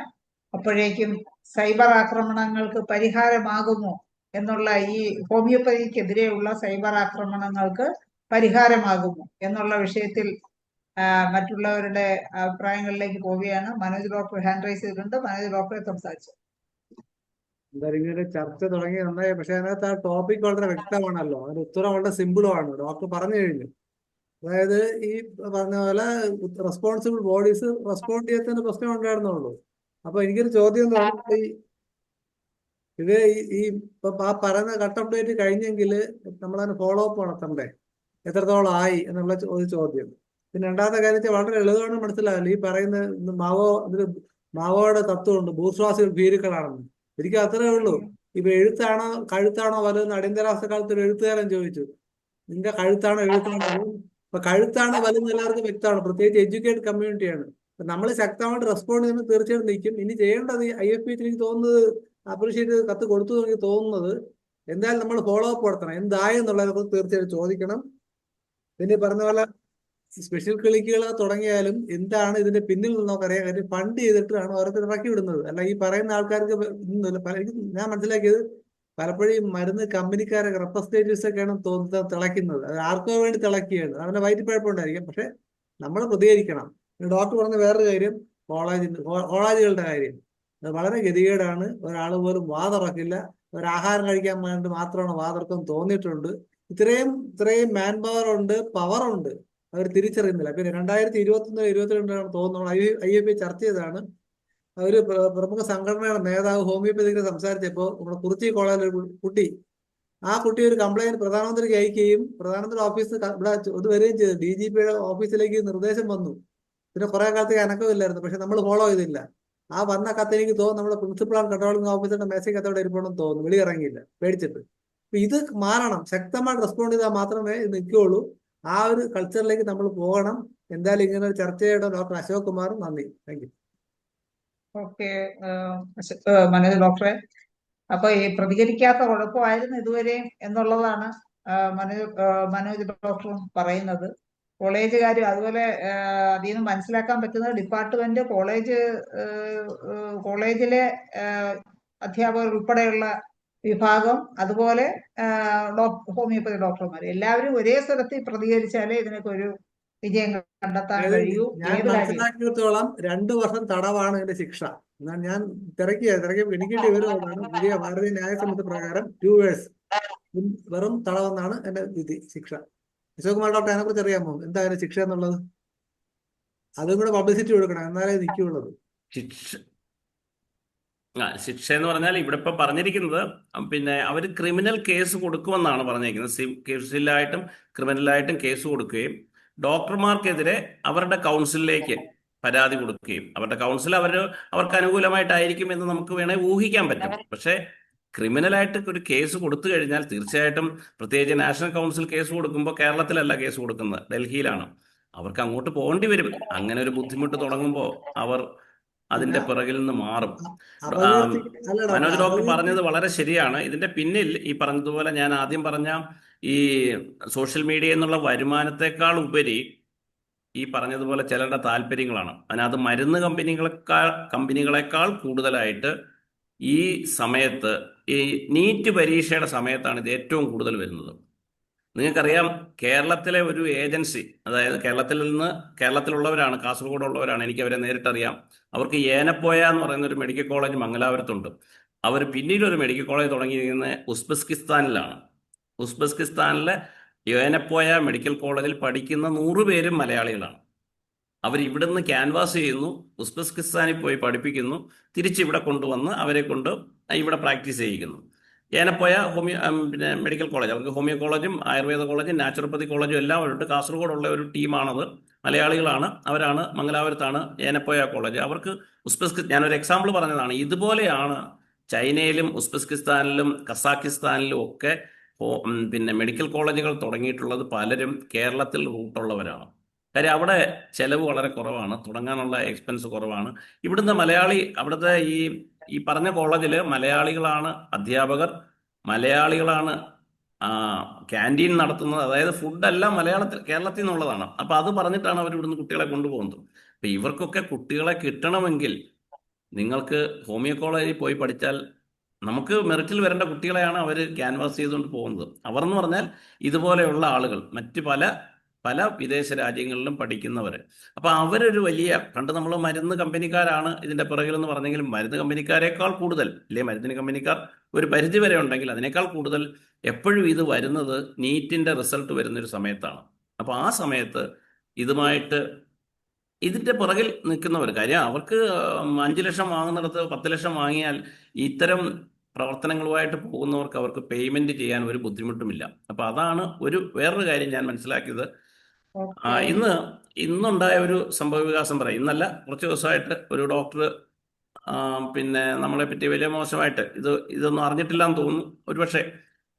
അപ്പൊ അദ്ദേഹത്തിനോട് നമ്മുടെ ഒരു ഡോക്ടർ, ഈ വേദിയിലൊക്കെ വരുന്ന ഡോക്ടർ വിനോദ് ജോസഫ് ഒരു ചലഞ്ച് വെച്ചു. പുള്ളി ആ ഒരു പോയിന്റ് ഒഴിച്ച് ബാക്കി ഇത്രയും, പുള്ളി ഒരു ന്യൂറോ സർജനാണ്, ന്യൂറോളജി ഡോക്ടർ, ന്യൂറോ സർജൻ അല്ല, ന്യൂറോ ഫിസിഷ്യനോ മറ്റോ ആണ്.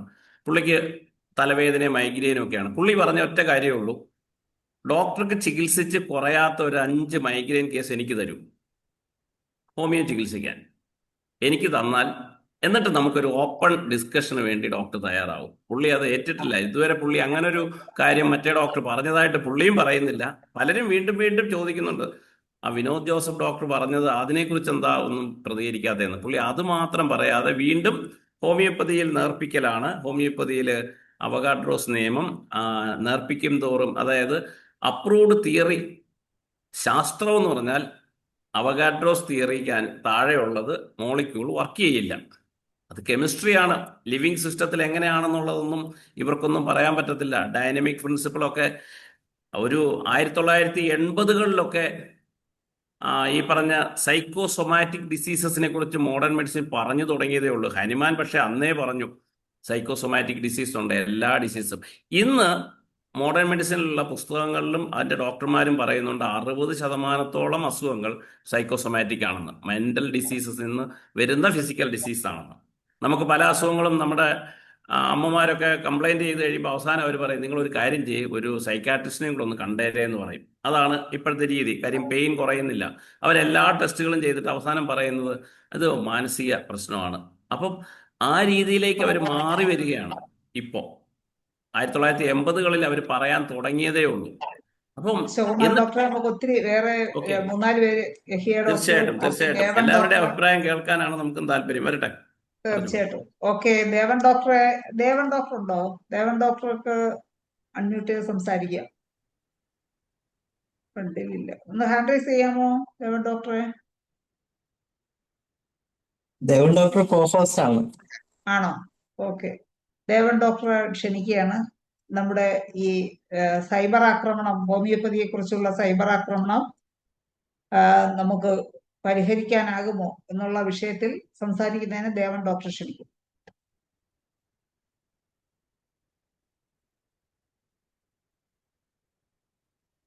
ദേവൻ ഡോക്ടറെ അൺമ്യൂട്ട് ചെയ്ത് സംസാരിക്കാമോ?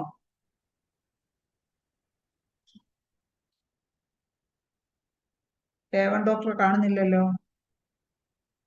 അല്ല, വേറെ താല്പര്യമുള്ളവരെന്നല്ല, ദേവൻ വേറെ യഹിയ ഡോക്ടർ ഉണ്ട്. യഹിയ ഡോക്ടർ ഹാൻഡ് റൈസ് ചെയ്തിട്ട് ആരും ഹാൻഡ് റൈസ് ചെയ്യുന്നില്ലല്ലോ, നമ്മൾ പറഞ്ഞതല്ലേ. എല്ലാവർക്കും അൺമ്യൂട്ട് ചെയ്ത് ചെയ്യാവുന്ന രീതിയിലായിരിക്കും ആണ്. ആർക്കും ഹാൻഡ് റൈസ് ചെയ്യാം, അവരവരുടെ അഭിപ്രായങ്ങൾ വ്യക്തമാക്കാം. യഹിയ ഡോക്ടർക്ക് സംസാരിക്കാമോ? അൺമ്യൂട്ട് ചെയ്യുന്നില്ല. ഹരിഹരൻ ഡോക്ടർക്ക് സംസാരിക്കാം. ഹരിഹരൻ ഡോക്ടർക്ക് എപ്പോഴും ഇങ്ങനെയുള്ള കാര്യങ്ങളിലൊക്കെ വ്യക്തമായ അഭിപ്രായമുള്ള ആളാണ്. ഹരിഹരൻ ഡോക്ടർ ഉണ്ടോ? ഹരിഹരൻ ഡോക്ടർ ഉണ്ടോ? അൺമ്യൂട്ട് ചെയ്ത് സംസാരിക്കാമോ? നേരത്തെ രാധാകൃഷ്ണൻ ഡോക്ടർ ഉണ്ടായിരുന്നു തോന്നുന്നു. രാധാകൃഷ്ണൻ ഡോക്ടർ ഉണ്ടോ?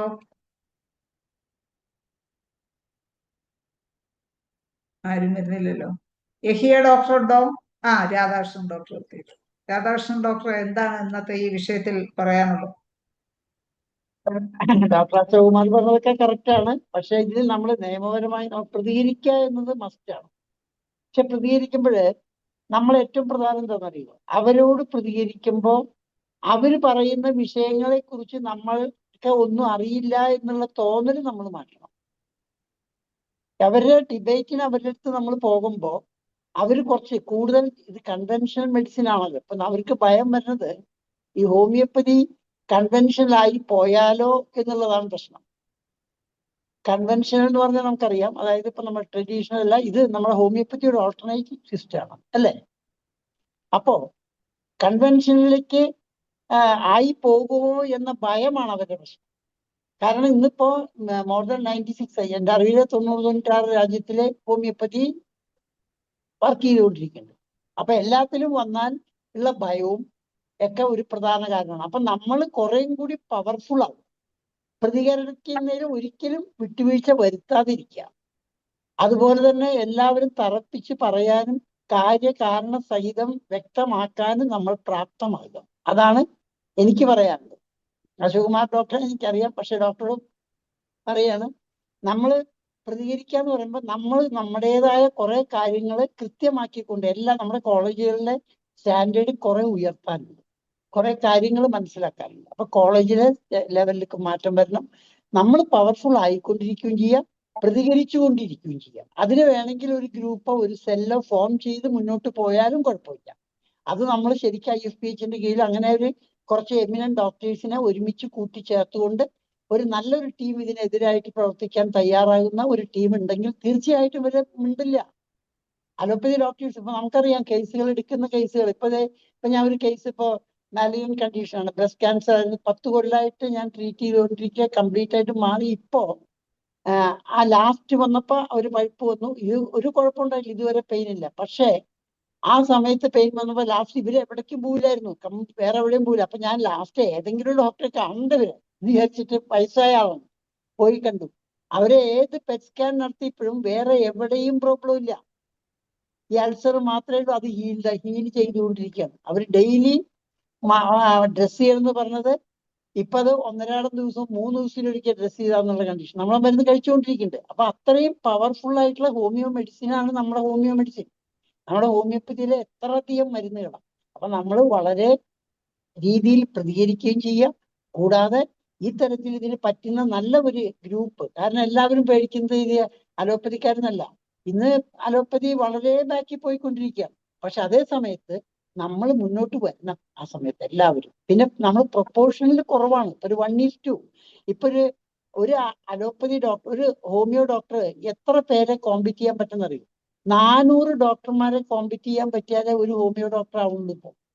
കാരണം 20 ഹോമിയോ ഡോക്ടർമാരെ ഒരുമിച്ചിരുന്നാൽ അതില് ഒരു ഹോമിയോ ഡോക്ടർ ആയിരിക്കും, അല്ലെങ്കിൽ 5 ഹോമിയോ ഡോക്ടർമാരായിരിക്കും അവർക്ക് അവരുടേതായ ഒരു സ്ഥാനം എടുക്കാൻ പറ്റുള്ളൂ. അലോപ്പതി ഡോക്ടർമാർ 20 പേരാണെങ്കിൽ 15 പേർക്ക് അവരുടെ സിസ്റ്റം കൊണ്ട് പിടിച്ചു വെക്കാൻ പറ്റും. ആയുർവേദക്കാരാണെങ്കിൽ 10 എടുക്കാൻ പറ്റും. അങ്ങനെ ഒരു പ്രൊപ്പോർഷണാലിറ്റി എടുത്താൽ പോലും ഇതാണ്. ഇപ്പൊ പിന്നെ ഞാൻ എപ്പോഴും പറയാറുള്ളതാണ്, അതായത് ഇപ്പൊ ഒരു ഡിസ്പെൻസറി, ഇപ്പൊ നമ്മുടെ ഒരു 3 ഡിസ്പെൻസറി, ഒന്ന് അലോപ്പതി, ഒന്ന് ആയുർവേദം, ഒന്ന് ഹോമിയോ. ആ ചാമ്പറിൽ വെച്ച് ട്രീറ്റ് ചെയ്യാൻ പറ്റുന്നത് ആ ചാമ്പറിനകത്ത് വെച്ചുകൊണ്ട് മാത്രം ചികിത്സിക്കുകയാണെങ്കിൽ ഹോമിയോപ്പതിയിലെ ക്യൂ, ആയുർവേദ ക്യൂവും അലോപ്പതി ക്യൂവും നോക്കും. അലോപ്പതിക്കാരന് ടെസ്റ്റ് എഴുതാണ്ട് മരുന്ന് എഴുതാൻ പറ്റില്ല. ആയുർവേദക്കാരന് വേറെ കുറെ കാര്യങ്ങൾ. ഹോമിയോ ഏറ്റവും കൂടുതൽ പേഷ്യൻസ് എവിടെയായിരിക്കും. അതുപോലെ തന്നെ ഒരു മെഡിക്കൽ കോളേജിന്റെ ചെലവേ ഹോമിയോപ്പതി ഡിപ്പാർട്ട്മെന്റ് കേരളത്തിനുള്ളൂ. എത്ര പേഷ്യൻസിന് എത്ര അധികം എടുക്കുന്നു. ഇതെല്ലാം നമ്മൾ കൊണ്ടുവരണം പുറത്ത്. എല്ലാവരും ഒരുമിച്ച് നിന്ന് ശരിക്കും ഫൈറ്റ് ചെയ്ത് മനസ്സിലാക്കിയിരിക്കണം. അപ്പോഴാണ് ഹോമിയോപ്പതി കയറിക്കൊണ്ടിരിക്കുക. ഹോമിയോപ്പതി തീർച്ചയായിട്ടും ഇപ്പൊ ഞാൻ പറഞ്ഞില്ലേ, ക്യാൻസർ 10 കൊല്ലം മുമ്പ് വന്നിട്ട് ആ പേഷ്യന്റ് അലോപ്പതി തൊടാതെ ഇതുവരെ പിടിച്ചു നിന്നു എന്ന് പറഞ്ഞാൽ ആലോചിച്ച് നോക്കൂ. അവരെവിടേക്കും പോയിട്ടില്ല, ഒരു സ്ഥലത്തേക്ക് പോയി. ഇപ്പോഴും ഈവൻ നൗ അവരവിടെ പോയി ഡ്രസ് ചെയ്യണമെങ്കിൽ പോലും അവർ പോലും മിണ്ടുന്നില്ല, ഡ്രസ് ചെയ്യണമെങ്കിൽ പോലും.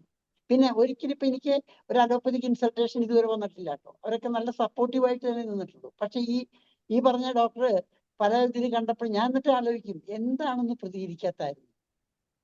പ്രതികരിക്കണം. പക്ഷെ ഇവിടെ പ്രതികരിക്കുമ്പോൾ ഒറ്റയ്ക്ക് പറയുന്നതിന് നല്ലത് ഒരു ഗ്രൂപ്പ് ആയിട്ടുള്ള ഒരു സെല്ല് നമുക്ക് വേണമെങ്കിൽ ഇവിടെ ഒന്ന് ഫോം ചെയ്യണം, നന്നായി എന്നാണ് എന്റെ അഭിപ്രായം. അങ്ങനെ ചെയ്തു. ഓക്കെ രാധാകൃഷ്ണൻ ഡോക്ടറെ, ആ. ഈ എതിർക്കാനായിട്ട് ഹോമിയോപ്പതിയെ തിരിച്ചറ്റാക്ക് ചെയ്യാൻ വേണ്ടി ഒരു ടീമിനെ തന്നെ ഉണ്ടാക്കണമെന്നാണ് രാധാകൃഷ്ണൻ ഡോക്ടർ പറയുന്നത്. ടീം നല്ല ഒരു സെല്ല്. നമ്മൾ ഇപ്പൊ കോടതിയിൽ പോയി നമ്മൾ കൃത്യമായ വിവരങ്ങൾ അറിയുന്നില്ലല്ലോ. ഓക്കെ. നമ്മളിപ്പോ ഒറ്റയ്ക്കും പറ്റയ്ക്ക് അറിഞ്ഞിട്ട് കാര്യമില്ല. പിന്നെ ഹോമിയോപ്പതി മരുന്ന്, അതുപോലെ തന്നെ ഹോമിയോപ്പതി മരുന്നിന്റെ ശരിയായ രീതി, മധുര ഗുളികയാണെന്നുള്ള ധാരണ, അതൊക്കെ നമുക്ക് മാറ്റാനുള്ള കുറെ പരിപാടികൾ ചെയ്യണം. കൂടുതൽ ജനങ്ങളിലേക്ക് അതിനെ ഹോമിയോപ്പതിക്കാരൊന്ന് ആദ്യം ഒന്ന് ഒറ്റക്കെട്ടായിട്ടൊന്ന് നിന്നിരുന്നെങ്കിൽ അതാണ് പ്രശ്നം. അതാണ് ബലം കിട്ടിയേനെ. അവിടെ ഇവിടെ നിന്നോണ്ട് ഓരോരുത്തരും ഓരോ ശബ്ദം ഉണ്ടാക്കുന്നതിനെ കാട്ടി ഒരു സ്ഥലത്ത് നിന്ന് നല്ല സ്ട്രോങ് ആയിട്ടുള്ള ശബ്ദം ഉണ്ടെങ്കിൽ അതായിരിക്കും ശ്രദ്ധിക്കപ്പെടുന്നത്. അങ്ങനെ പറയണം. അങ്ങനെ വന്നാലാണ് കാര്യമുള്ളൂ. അതിന് നിൽക്കുന്നതിന് കാരണം എന്താ വെച്ചാലേ, ഞാൻ പറഞ്ഞില്ലേ, ഞാൻ എപ്പോഴും പറയുമ്പോ ഇന്നലെ പറഞ്ഞ പോലെ 3 ലെവൽസ് ആണ് എല്ലാവരും ട്രീറ്റ് ചെയ്യുന്നത്. 4th 5th 6th വരുമ്പോഴാണ് പ്രശ്നം വരുന്നത്. ഇന്ന് ഹാൻഡിൽ ചെയ്യുന്നത് അവരാണ്. ഇന്നിപ്പോ നമ്മുടെ വീട്ടിൽ തന്നെ നല്ലൊരു ഹൈ ന്യൂമോണിയ വന്ന് നമ്മൾ ഹോസ്പിറ്റലിൽ ആശ്രയിക്കേണ്ടി വരികയാണ്.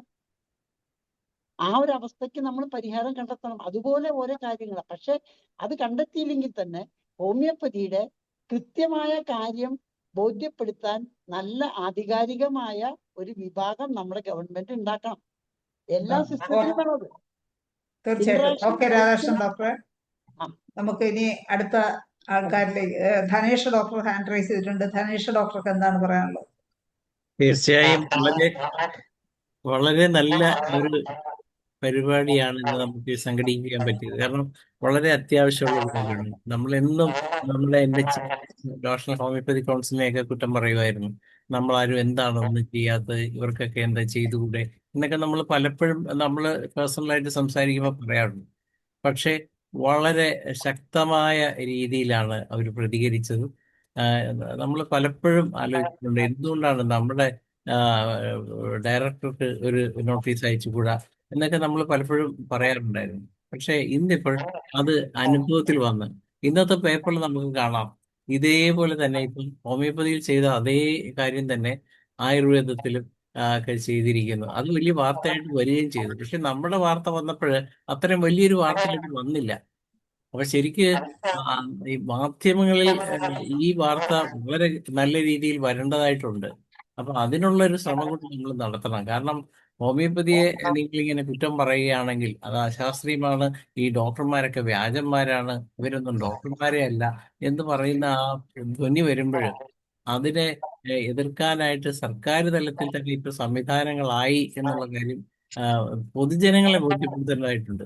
നമ്മള് ഇപ്പൊ ഈ രാധാകൃഷ്ണൻ സാറ് പറഞ്ഞ പോലെ ഈ വേദിയിൽ എല്ലാവരും തന്നെ ഈ IMPH-ലുള്ള ഒരു കോർ ടീം എന്ന് പറയുന്നത് തന്നെ ഇതുപോലുള്ള എന്ത് കാര്യങ്ങൾ വന്നാലും അതിനെ ശക്തമായി എതിർക്കുന്ന ഒരു വിഭാഗമാണ്. ഡോക്ടർ ഷാജി കുടിയൻ, ഡോക്ടർ യഹിയ പാർക്കട്ടി, അതുപോലെ തന്നെ ഡോക്ടർ ദേവൻ, ഇങ്ങനെയുള്ള ഒരു ടീം തന്നെയാണ് ഇതിനെ ആദ്യം മുതൽ മുന്നോട്ട് കൊണ്ടുപോയിരുന്നത്. നമ്മള് ഈ പറഞ്ഞ ആൾക്കാർ ഞങ്ങളെല്ലാവരും തന്നെ ഫേസ്ബുക്കിലും ഒക്കെ ഭയങ്കരമായിട്ട് ഏത് ക്രിറ്റിസിസം വന്നാലും മറുപടി കൊടുക്കാറുണ്ട്. പക്ഷെ നമ്മളൊക്കെ ശ്രദ്ധിച്ചൊരു കാര്യം, ഇവരിടുന്ന കമന്റുകൾ യഥാർത്ഥത്തിൽ വായിച്ചു വരികയാണെങ്കിൽ കമന്റുകൾ കൂടുതലും ഹോമിയോപ്പതിക്ക് അനുകൂലമായിട്ട് തന്നെ വരുന്നതായിട്ടാണ് കണ്ടുവരുന്നത്. പക്ഷേ എന്നാൽ പോലും ഒരാള് പോസിറ്റീവായിട്ടുള്ള ഒരാൾ നെഗറ്റീവായിട്ട് മാറുകയാണെങ്കിൽ അവർക്കത് പോസിറ്റീവായിട്ട് തന്നെ കിട്ടും. അവരതാണ് ഉദ്ദേശിക്കുന്നത്. ഒരാളെങ്കിലും അവർക്ക് അതിലോട്ട് തിരിച്ചു കൊണ്ടുപോകാൻ പറ്റിയാൽ അത് നന്നായി എന്നുള്ളതാണ്. അങ്ങനെ നമ്മളുടെ അനുഭവത്തിൽ തന്നെ അതായത് ഹോമിയോപ്പതി ഭയങ്കരമായിട്ട് വിശ്വസിക്കുകയും ഹോമിയോപ്പതി മരുന്ന് നല്ലതാണെന്നും അവർക്ക് നല്ല അനുഭവം ഉണ്ടായിട്ട് പോലും ഒരു സുപ്രഭാതത്തിൽ ഈ പറഞ്ഞ വീഡിയോസ് കണ്ടിട്ട്, ഹോമിയോ വിരോധികൾ നടത്തുന്ന വീഡിയോ കണ്ടിട്ട് ഹോമിയോ മുഴുവൻ തട്ടിപ്പാണ്, ഇത് ശാസ്ത്രീയമല്ല എന്ന് പറഞ്ഞ് ഇനി ഈ വീട്ടിലാരും ഹോമിയോപ്പതി മരുന്ന് ഉപയോഗിക്കാൻ പാടില്ല എന്ന് പറയുന്ന ഒരു കുട്ടി നമ്മുടെ ചികിത്സയിലുണ്ട്. അപ്പം ഇതാണ് ഈ സോഷ്യൽ മീഡിയയിലുള്ള ഇവരുടെ ഇതിൻ്റെയൊക്കെ ഒരു ഇമ്പാക്റ്റ്. അപ്പൊ അതുകൊണ്ട് തന്നെ നമ്മൾ നല്ല നല്ല ഷോർട്ട് വീഡിയോസ്, അതായത് ഇന്നലെ തന്നെ നമ്മളിവിടെ ഒരു ചെറിയ ഷോർട്ട് വീഡിയോ സർക്കാർ തലത്തിലുള്ള ഹോമിയോ ആശുപത്രി കൂട്ടായ്മ ഈ ലഹരി വിരുദ്ധ തൂഫാന് വേണ്ടി ഇറക്കി. അത് 1,00,000 പേര് കണ്ടു.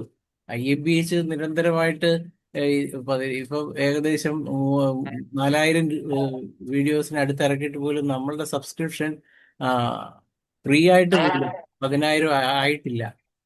അപ്പൊ അതാണ് നമ്മളൊരു ചെറിയ ചെറിയ തീമുകളായിട്ട് ചെറിയ ചെറിയ വീഡിയോസ് ഇറക്കുകയും ഹോമിയോപ്പതിയുടെ പോസിറ്റീവ് പോയിന്റ്സ് ജനങ്ങളിൽ എത്തിക്കാൻ ശ്രമിക്കുകയും ചെയ്യണം എന്നാണ് എനിക്ക് ഈ വേദിയിൽ പറയാനുള്ളത്. മറ്റുള്ളവരെല്ലാം ഉള്ളതെന്ന് ഞാൻ ചുരുക്കുന്നു. ഓക്കെ ധനേഷ് ഡോക്ടറെ, എന്തായാലും ഈ അശോകുമാർ ഡോക്ടർ ഇന്നിപ്പോ ഈ വായിച്ച കോടതി ഉത്തരവിന്റെയൊക്കെ അല്ല CCH ഇറക്കിയ ഉത്തരവിന്റെയൊക്കെ ആ പ്രസക്ത ഭാഗങ്ങൾ ഇപ്പോഴാണ് വളരെ കൃത്യമായിട്ട് വ്യക്തമായ. ഇതിന്റെയൊക്കെ ചെറിയ റീൽസുകളൊക്കെ ഇട്ടാൽ നന്നായിരിക്കുമെന്ന് എനിക്ക് തോന്നുന്നു. ഷൈന അല്ലെങ്കിൽ ഇത് ഡോക്ടറെ ഒരു മിനിറ്റ്. ഈ പറഞ്ഞ കാര്യം റീൽസ് ഇടുന്നതിനേക്കാൾ ധനേഷ് ഡോക്ടർ പറഞ്ഞതുപോലെ ഇത് മീഡിയയിൽ നല്ല രീതിയിൽ, അതായത് ഹോമിയോപ്പതി ഡോക്ടർമാർക്കെതിരെ ഇങ്ങനെ ഡിഫമേറ്ററി ആയിട്ട് എന്തെങ്കിലും പോസ്റ്റ് ചെയ്താൽ അതിനെതിരെ നിയമ നടപടി വരും എന്ന് സെൻട്രൽ കൗൺസിൽ ഓഫ് ഹോമിയോപ്പതി ഇല്ലെങ്കിൽ നാഷണൽ കൗൺസിൽ ഫോർ ഹോമിയോപ്പതി ഡൽഹിയിൽ നിന്ന് പ്രസ്താവന ഇറക്കിയിട്ടുണ്ട് എന്നുള്ളത് പത്രങ്ങളിൽ ഒരു നല്ല വാർത്ത വരികയും, ഈ പറയുന്ന ഇപ്പം കത്ത് കൊടുത്ത ഡോക്ടർ കേരളത്തിൽ എല്ലാവരും അറിയുന്നതാണ്, അദ്ദേഹത്തിനെതിരെ ഇങ്ങനൊരു വലിയ പണി വന്നിട്ടുണ്ടെന്നുള്ളത് അത് പത്രങ്ങളിൽ വരാം. അതുപോലെ വേണമെങ്കിൽ ഈ പറഞ്ഞ ഓൺലൈൻ മാധ്യമങ്ങൾക്ക് നല്ലൊരു വാർത്തയാണ്. നമുക്ക് ആർക്കെങ്കിലും പരിചയമുള്ളവരുണ്ടെങ്കിൽ അവരെ കൊണ്ട്, കാര്യം ഇത് തെറ്റായ വിവരമല്ല, കൃത്യമായിട്ട് ഡോക്ടർ വിജയിച്ച അതെ, മറുനാടൻ മലയാളിയിലൊക്കെ ഞാൻ അതിലേക്കായിരുന്നു വരുമായിരുന്നു. ഹി ഡോക്ടർക്കൊക്കെയാണ് അത് കൂടുതൽ ചെയ്യാൻ പറ്റുന്നത്. കാര്യം അവർക്കൊക്കെ വലിയ വ്യൂവർഷിപ്പ് കിട്ടുന്ന ഒരു വാർത്തയാണിത്. കാര്യം ഇത്തരത്തിൽ ജനുവരി 20-ന് ഒരു ഉത്തരവിറങ്ങി, ജൂൺ 20-ന് ഒരു ഉത്തരവിറങ്ങി, ജൂലൈ 27-ന് വളരെ വിശദമായിട്ട് ഇദ്ദേഹത്തിന് ഒരു കാരണം കാണിക്കൽ നോട്ടീസ് കിട്ടി, ഇദ്ദേഹം കുടുങ്ങിയിരിക്കുകയാണ് എന്നുള്ള രീതിയിൽ മാധ്യമങ്ങൾ ഒരു വാർത്ത വന്നാൽ ഐഡന്റിറ്റി വ്യക്തമാക്കാതെ പറയാമല്ലോ. ഇല്ല, ഇതിനകത്ത് ഇപ്പൊ ഐഡന്റിറ്റിയുടെ കാര്യമൊന്നുമില്ല, പേര് സഹിതമാണ് അവർ കൊടുത്തിരിക്കുന്നത്. മീഡിയക്കാർക്ക് അത് കൊടുക്കുന്നതിന് ഒരു പ്രശ്നവുമില്ല. നമ്മളത് പറയാതിരുന്നത് അയാൾ ഇനി നമുക്കെതിരെ കേസിന് പോകണ്ടല്ലോ എന്നുള്ളത് നമ്മൾ പേര് പറഞ്ഞില്ലെന്നേ ഉള്ളൂ. അവർക്ക് കൊടുക്കാം. ഇനി അല്ല പേര് പറഞ്ഞില്ലെങ്കിൽ വേണ്ട, ഒരു ഡോക്ടർ എന്നുള്ള രീതിയിൽ പറഞ്ഞാലും മതി. പക്ഷെ നമുക്കതിന്റെ ഗുണം ഈ ചെറിയ ചെറിയ ചെറിയ ഞാഞ്ഞൂലുകൾ അങ്ങനെയുള്ള ശല്യം എന്തായാലും കുറഞ്ഞു കിട്ടും. വൻ ടീമുകൾ ഒരു പക്ഷെ വന്നാൽ പോലും ചെറിയ ചെറിയ മനുഷ്യരുടെ സാധാരണ മനുഷ്യരിൽ വന്നിട്ടുള്ള ആ ഒരു ചെറിയ തെറ്റിദ്ധാരണ മാറ്റണം. അതെ, മാറിക്കിട്ടും പബ്ലിക്കിന്റെ ഇടയിൽ. ആരും ഹോമിയോപ്പതി ഡോക്ടർമാർ ചോദിക്കാനും പറയാനും ആളുകൾ ഉള്ളതാണ് എന്നുള്ളൊരു തോന്നൽ പബ്ലിക്കിന് കിട്ടും. തീർച്ചയായിട്ടും. ഓക്കെ, ഇനി ആർക്കെങ്കിലും നമ്മുടെ യഹിയ ഡോക്ടർ ഉണ്ട്, പക്ഷെ അൺമ്യൂട്ട് ചെയ്യുന്നില്ലല്ലോ. യഹിയ ഡോക്ടർക്ക് എന്തെങ്കിലും പറയാനുണ്ടോ? ഷാജി കുടിയാട്ട് ഡോക്ടർ, നമ്മുടെ വൈസ് പ്രസിഡന്റ് വന്നിട്ടുണ്ട്. ഞാൻ ഇത് ഉറക്കത്തിൽ നിന്ന് എഴുന്നേറ്റ് വന്നേക്കുന്നതാണ്. അശോകുമാർ ഡോക്ടറുടെ ഈ ഒരു പ്രത്യേക പരിപാടിയിൽ കേൾക്കണമെന്ന് താല്പര്യപ്പെട്ടു. ഇച്ചിരി ലേറ്റായി കയറി. ഏതായാലും ഇങ്ങനെ ഒരു പരിപാടി, ഇങ്ങനെ ഒരു ചർച്ച നടക്കുന്നതും ഇങ്ങനെ ഒരു ഉത്തരവ് വന്നതൊക്കെ ഏറ്റവും സ്വാഗതാർഹവും സന്തോഷകരവുമാണ്, അഭിമാനകരവുമാണ്. കാരണം നമ്മളെല്ലാം വളരെ നാളായിട്ട് ആഗ്രഹിച്ചിരുന്ന ഒരു നിയമ നടപടിയുടെ ഭാഗമാണ് പുതിയ ഈ ഒരു എത്തിക്സ് കമ്മിറ്റി ഇങ്ങനെ ഒരു ഉത്തരവ് അല്ലെങ്കിൽ ഓർഡർ അല്ലെങ്കിൽ ഒരു നോട്ടീസ് കൊടുക്കാൻ കാരണമായിട്ടുള്ളത്. പിന്നെ അതുപോലെ തന്നെ ഇതിന് ഫോളോ അപ്പ് ഉണ്ടാവുമെന്നും ഇതിന് നടപടികൾ ഉണ്ടാവുമെന്നും തന്നെ നമുക്ക് പ്രത്യാശിക്കാം. നമ്മളെല്ലാം ഈ കാര്യത്തിൽ സെൻട്രൽ കൗൺസിൽ CCRHനെയും അതുപോലെ തന്നെ NCHനെയും ഫുൾ സപ്പോർട്ട് കൊടുക്കേണ്ടതുണ്ട്. പലപ്പോഴും സംഭവിക്കുന്നത് ഗവൺമെന്റ് തലത്തിലുള്ള ആളുകൾ, ഉദ്യോഗസ്ഥര് ഹോമിയോപ്പതിക്ക് വേണ്ടി എന്തെങ്കിലും ശബ്ദിച്ചാൽ ഹോമിയോ സംഘടനകൾ 100 തലത്തായിട്ട് തിരിഞ്ഞ് അതിൻ്റെ അകത്ത് പലരും ഈ ഗവൺമെന്റ് ഉദ്യോഗസ്ഥർക്കെതിരെ വരെ തിരിയുന്ന ഒരവസ്ഥ ഇനി മേലിലുണ്ടാകരുതെന്ന് എനിക്ക് എല്ലാവരോടും അഭ്യർത്ഥിക്കാനുണ്ട്. നമ്മൾ ഒറ്റക്കെട്ടായിട്ട് ഈ ഗവൺമെന്റ് ഉദ്യോഗസ്ഥരെയും കൂടെ പിന്തുണയ്ക്കുകയും അവർക്ക് സപ്പോർട്ടായിട്ട് നിൽക്കുകയും ചെയ്യുമ്പോഴാണ് അവരും അവരുടേതായ ബലത്തിൽ നിൽക്കാനും നമുക്ക് വേണ്ടിയും ഹോമിയോപ്പതിക്ക് വേണ്ടി നിലകൊള്ളാനും അവർക്കും സാധിക്കുള്ളൂ. അപ്പം നമ്മൾ ഒരു പരസ്പര സഹകരണത്തോടെ ഒറ്റക്കെട്ടായിട്ട് നിൽക്കാനുള്ള മനസ്ഥിതിയും സാഹചര്യങ്ങളും നമ്മൾ ഉണ്ടാക്കുകയും നമ്മൾ അതിന് ശ്രമിക്കുകയും ചെയ്യണം. അതായത് IUPAC ആ കാര്യത്തിൽ എന്നും ഉണ്ടാവും, മുന്നിൽ തന്നെ ഉണ്ടാവും എന്ന് എല്ലാവരെയും ഓർമ്മപ്പെടുത്തുകയാണ്. പിന്നെ ഇവർ പറയുന്ന പല ന്യായങ്ങളും, പിന്നെ നമ്മൾ ഈ പലപ്പോഴും പ്രീ ഡിഗ്രി ഒക്കെ കഴിഞ്ഞ് നമ്മൾ ഈ എൻട്രൻസ് ഒക്കെ എഴുതി ഇതിൽ വരുമ്പോൾ ഇതുമാതിരിയുള്ള പല കാര്യത്തിലും നമുക്ക് അറിവ് കുറവുണ്ടെന്നുള്ള ഒരു സത്യമാണ്. ഉദാഹരണത്തിന് അവഗാഡ്രോസ് നമ്പർ എന്ന് പറയുന്നത് പ്രൂവ് ചെയ്തേക്കുന്ന ഒരു സംഗതിയല്ല, അതൊരു ഹൈപ്പോത്തസിസ് ആണ്. ഇപ്പൊ കെമിസ്ട്രി പഠിച്ചേക്കുന്ന ആർക്കും അറിയാം അവഗാഡ്രോസ് ഹൈപ്പോത്തസിസ് എന്നാണ് പുസ്തകങ്ങളിലെല്ലാം പറയുന്നത്. ഇതുവരെ പ്രൂവ് ചെയ്യാത്തൊരു കാര്യമാണ്, അതൊരു അസംഷനാണ്. ആ അസംഷൻ വെച്ചിട്ടാണ് നമ്മുടെ അടുത്ത് പറയുമ്പോൾ നമ്മുടെ ഇടയിലുള്ള പലർക്കും ഇതേക്കുറിച്ച് അറിയില്ലാത്തതുകൊണ്ട് നമ്മൾ സൈലന്റ് ആയിട്ട് പോകുന്നത്. അപ്പം ഇത് ഒരിക്കലും ശരിയായിട്ടുള്ള കാര്യമല്ല. അതുപോലെ തന്നെ ഇന്നത്തെ ആറ്റോമിക് തിയറി, അതും ഒരിക്കലും കംപ്ലീറ്റ് ആയിട്ട് പൂർണ്ണമായിട്ടുള്ള തിയറി അല്ല. കാരണം ഈ ആറ്റം എന്നുള്ള പെർസ്പെക്റ്റീവ് തന്നെ, കൺസെപ്റ്റ് തന്നെ വെസ്റ്റേൺ സൈഡിൽ ഇൻട്രൊഡ്യൂസ് ചെയ്തത് ഗ്രീക്ക് ഫിലോസഫേഴ്സ് ആണ്, ലൂസിപ്പസും ഡെമോക്രറ്റിസും ആണ്. ഇവര് ഇൻഡിവിസിബിൾ ആയിട്ടുള്ള, അൺകട്ടബിൾ ആയിട്ടുള്ള ഫൈനൽ എൻഡ് യൂണിറ്റ് എന്നാണ് ആറ്റത്തെ ഡിഫൈൻ ചെയ്തേക്കുന്നത്. ഇന്ന് നമ്മുടെ ആറ്റോമിക് തിയറി തന്നെ സബ് ആറ്റോമിക് പാർട്ടിക്കിൾസ് ആയിട്ട് ഡിവൈഡ് ചെയ്താണ് ആറ്റത്തെ ഡിഫൈൻ ചെയ്തിരിക്കുന്നത്. അത് തന്നെ തെറ്റാണ്. Original concept of atom and ഇന്ന് ആറ്റോമിക് തിയറി നമ്മൾ പഠിക്കുന്ന ആറ്റോമത്തിന്റെ ഡെഫിനിഷനൊക്കെ തെറ്റാണ്. അപ്പോൾ അത് തെറ്റാണെന്ന് അറിയാതെ, അല്ലെങ്കിൽ അത് ശരിയാണെന്ന് അംഗീകരിച്ചാണ് ഇവര് വാദങ്ങൾ കൊണ്ടുവരുന്നത്. അപ്പൊ അവര് പറയുന്ന എന്ന് വെച്ചിട്ടുണ്ടെങ്കിൽ ഈ ഹോമിയോപ്പതി ശരിയാണെങ്കിൽ കെമിസ്ട്രിയും ഫിസിക്സും തെറ്റാണെന്നുള്ളതാണ്. അത് ശരിയാണ്. കെമിസ്ട്രിയും ഫിസിക്സും, ഇന്നത്തെ കെമിസ്ട്രി, ഈ ആറ്റോമിക് തിയറി തെറ്റ് തന്നെയാണ്. അവിടെയാണ് ക്വാണ്ടം തിയറിയെ ബേസ് ചെയ്തുള്ള പുതിയ ആറ്റോമിക് ഡെഫിനിഷൻ വരുന്നത്. അപ്പൊ ഞാനിതൊക്കെ പറയാൻ കാര്യം, ഞാനതേക്കുറിച്ച് ഇപ്പോൾ പഠനങ്ങൾ നടത്തുന്നയാളാണ്, അതിനൊരു പുതിയ ഓൾട്ടർനേറ്റീവ് ഹൈപ്പോത്തിസിസ് ഡെവലപ്പ് ചെയ്തിരിക്കുന്ന ആളാണ്. അത് ഞാനിപ്പോൾ എൻ്റെ ക്രെഡിറ്റിനൊന്നും വേണ്ടി പറയുന്നതല്ല. ഇത് ഈ ലോകത്ത് സത്യം തെളിയിക്കപ്പെടുന്നതിനും മനസ്സിലാക്കപ്പെടുന്നതിനും വേണ്ടിയുള്ള ഒരു അനിവാര്യതയുടെ ഭാഗമായിട്ട് necessity is the mother of science എന്നാണ് പറയുന്നത്. അപ്പൊ ഇവിടെ സത്യം തെളിയിക്കേണ്ടത് നമ്മുടെ ആവശ്യമാണ്. കാരണം ഹോമിയോപ്പതി എഫക്റ്റീവ് ആണെന്ന് നമുക്കെല്ലാം അറിയാം. എന്ത് സംഗതി നാച്ചുറലി എഫക്റ്റീവ് ആണെങ്കിൽ അതിന്റെ പിന്നിൽ ഒരു ശാസ്ത്രമുണ്ട്. ആ ശാസ്ത്രം എന്താണെന്ന് ബോധ്യപ്പെടാനും പെടുത്താനുമുള്ള ഉത്തരവാദിത്വം നമുക്കാ ഉള്ളത്. അപ്പൊ നമ്മളതേക്കുറിച്ച് പഠിക്കുകയും അറിയുകയും ബോധ്യപ്പെടുകയും ബോധ്യപ്പെടുത്തുകയും ചെയ്യുക എന്നുള്ളതാണ് നമ്മുടെ ധർമ്മം. അതിന് ശ്രമിക്കുന്ന ഒരു എളിയ ഹോമിയോ ഡോക്ടർ എന്നുള്ള നിലയിലാണ് ഞാൻ അതേക്കുറിച്ച് ഘോരഘൂരം പലപ്പോഴും സംസാരിക്കുകയും പ്രവർത്തിക്കുകയും ഒക്കെ ചെയ്യുന്നത്. പക്ഷെ നമ്മുടെ കൂടെയുള്ള പലർക്കും ഇതേക്കുറിച്ച് വേണ്ടത്ര ജ്ഞാനമില്ലാത്തത് കൊണ്ടും സായിപ്പ് പറഞ്ഞാലേ ശരിയാവുള്ളൂ എന്നുള്ളൊരു ധാരണ നമ്മുടെ തന്നെ മനസ്ഥിതിയിൽ പലപ്പോഴും കയറിയിരിക്കുന്നതുകൊണ്ടും നമ്മൾ പറയുന്നൊന്നും ചെവി കൊള്ളാറില്ല. പക്ഷേ ഇതേക്കുറിച്ച് അറിയാവുന്നവർ വളരെ സ്നേഹവും ആദരവും തരാറുണ്ട്. അത് വളരെ അതാണ് എനിക്കിത് വീണ്ടും വീണ്ടും പറയാനുള്ള പോസിറ്റിവിറ്റിയും അല്ലെങ്കിൽ കോൺഫിഡൻസും തരുന്നത്. കാരണം ഞാൻ പറയുന്നത് ശരിയാണെന്നുള്ള ഉത്തമ ബോധ്യം ഉള്ളതുകൊണ്ടും ഇന്നല്ലെങ്കിൽ നാളെ ഇത് സമൂഹം മനസ്സിലാക്കേണ്ടി വരുമെന്നുള്ളത് കൊണ്ടും ഞാനതിൽ ഉറച്ചു തന്നെ നിൽക്കുകയാണ്. ഏതായാലും ഇന്നല്ലെങ്കിൽ നാളെ ഇതൊക്കെ തെളിയിക്കപ്പെടും. അപ്പോൾ ഈ ഇന്നത്തെ ശാസ്ത്രം ഒത്തിരി മാറേണ്ടതുണ്ട്. ഇനി വരുന്ന ഒരു 50-100 വർഷത്തിനുള്ളിൽ ഇത് കഴിഞ്ഞ ഒരു 5000 വർഷത്തെ മാറ്റത്തിൽ ഒക്കെ അതീതമായിട്ട് ശാസ്ത്രരംഗത്ത് വലിയ മാറ്റങ്ങൾ ഉണ്ടാകും. അത് ഈ ഭൗതിക തലത്തിൽ നിന്നും ഊർജ തലത്തിലൊക്കെ ഉൾപ്പെടുത്തിയുള്ള ഒരു ശാസ്ത്ര വീക്ഷണത്തിന്റെ, ഹോളിസ്റ്റിക് സയൻസിൽ അധിഷ്ഠിതമായ ഒരു ശാസ്ത്ര വീക്ഷണത്തിൽ അധിഷ്ഠിതമായ ശാസ്ത്ര പുരോഗതിയായിരിക്കും. അവിടെ ഹോമിയോപ്പതിയുടെ ശാസ്ത്രീയത ലോകത്ത് മനസ്സിലാക്കും, ലോകം തിരിച്ചറിയും. അങ്ങനെ നമ്പർ 1 മെഡിസിൻ ആകുന്നതിന് ഹോമിയോപ്പതിക്ക് കംപ്ലീറ്റ് ആയിട്ടുള്ള പോസിബിലിറ്റി തുറന്നു കിടക്കുകയാണ്. വരും കാലങ്ങളിൽ ഏറ്റവും കൂടുതൽ റിസർച്ച് ചെയ്യപ്പെടുന്നത് ഹോമിയോപ്പതി തന്നെയായിരിക്കും, നിസ്സംശയം നമുക്ക് പറയാം. വരും കാലത്തിൻ്റെ ശാസ്ത്രം തന്നെയായിരിക്കും. പക്ഷെ ഇന്നത്തെ കാലഘട്ടത്തിൽ ഒരുമിച്ച് നിൽക്കാനും ഒരുമിച്ച് ഫൈറ്റ് ചെയ്യാനും സത്യം ബോധ്യപ്പെടാനും പെടുത്താനുമുള്ള ഉത്തരവാദിത്വം നമ്മൾ കാണിക്കുമ്പോഴാണ് ഇതിന് ആക്കം കൂടുന്നതെന്ന് തിരിച്ചറിയുക. പിന്നെ ഈ അലോപ്പതി സൈഡിലൊക്കെ ഏറ്റവും അവർ പേടിക്കുന്നത് ഹോമിയോപ്പതിയാണ്. അതുകൊണ്ട് തന്നെയാണ് ഹോമിയോപ്പതി അവർ മനഃപൂർവ്വം ഒഴിവാക്കുന്നതും.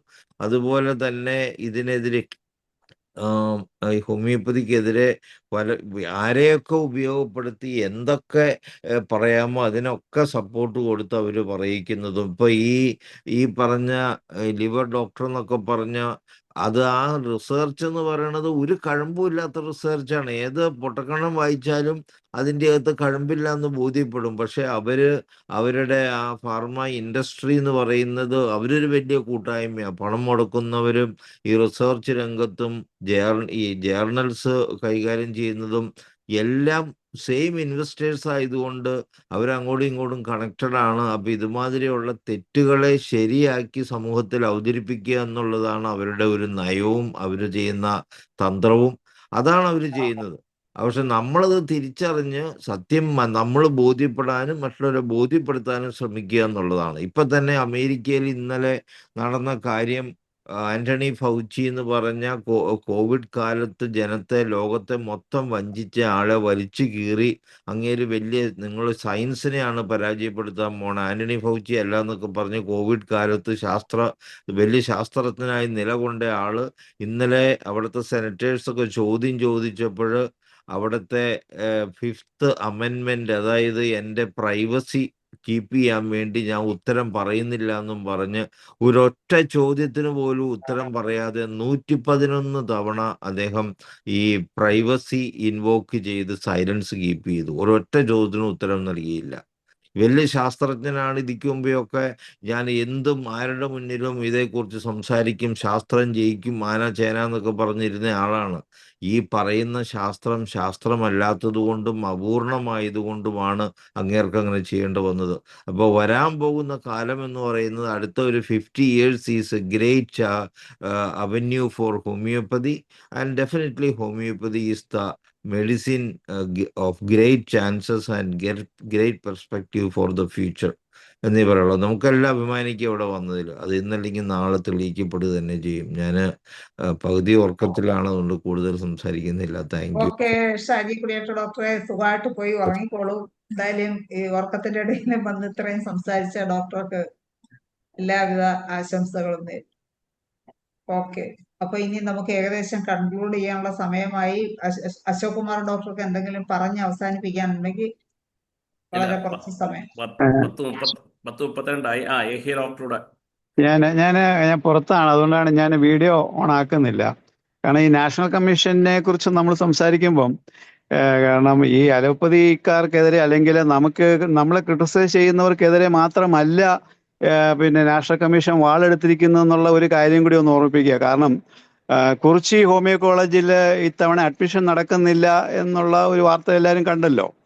ഇതേ നാഷണൽ കമ്മീഷൻ തന്നെ അവിടുത്തെ കോളേജിന് ഇനി അഡ്മിഷൻ നടത്തുന്നില്ല എന്നൊരു ലെറ്റർ കൊടുത്തപ്പം NSS ജനറൽ സെക്രട്ടറി കഴിഞ്ഞ ഒരാഴ്ചയായിട്ട് അതായത് കഴിഞ്ഞ 5 വർഷത്തിനിടയിൽ ഒരു ദിവസം പോലും ഈ ജനറൽ സെക്രട്ടറി ആ ഭാഗത്തോടൊന്നും പോകാത്ത വ്യക്തി ഒരാഴ്ചയായിട്ട് രാവിലെയും ഉച്ചയ്ക്കും വൈകുന്നേരവും കാറിൽ വന്ന് ആ കോളേജിൽ കിടന്ന് പിന്നെ 3 JCB ഒരേപോലെ വർക്ക് ചെയ്യിച്ച് അവിടെ പണി ചെയ്യിച്ചുകൊണ്ടിരിക്കുകയാണ്, അവിടെ ഹോസ്പിറ്റൽ ഉണ്ടാക്കാൻ വേണ്ടി.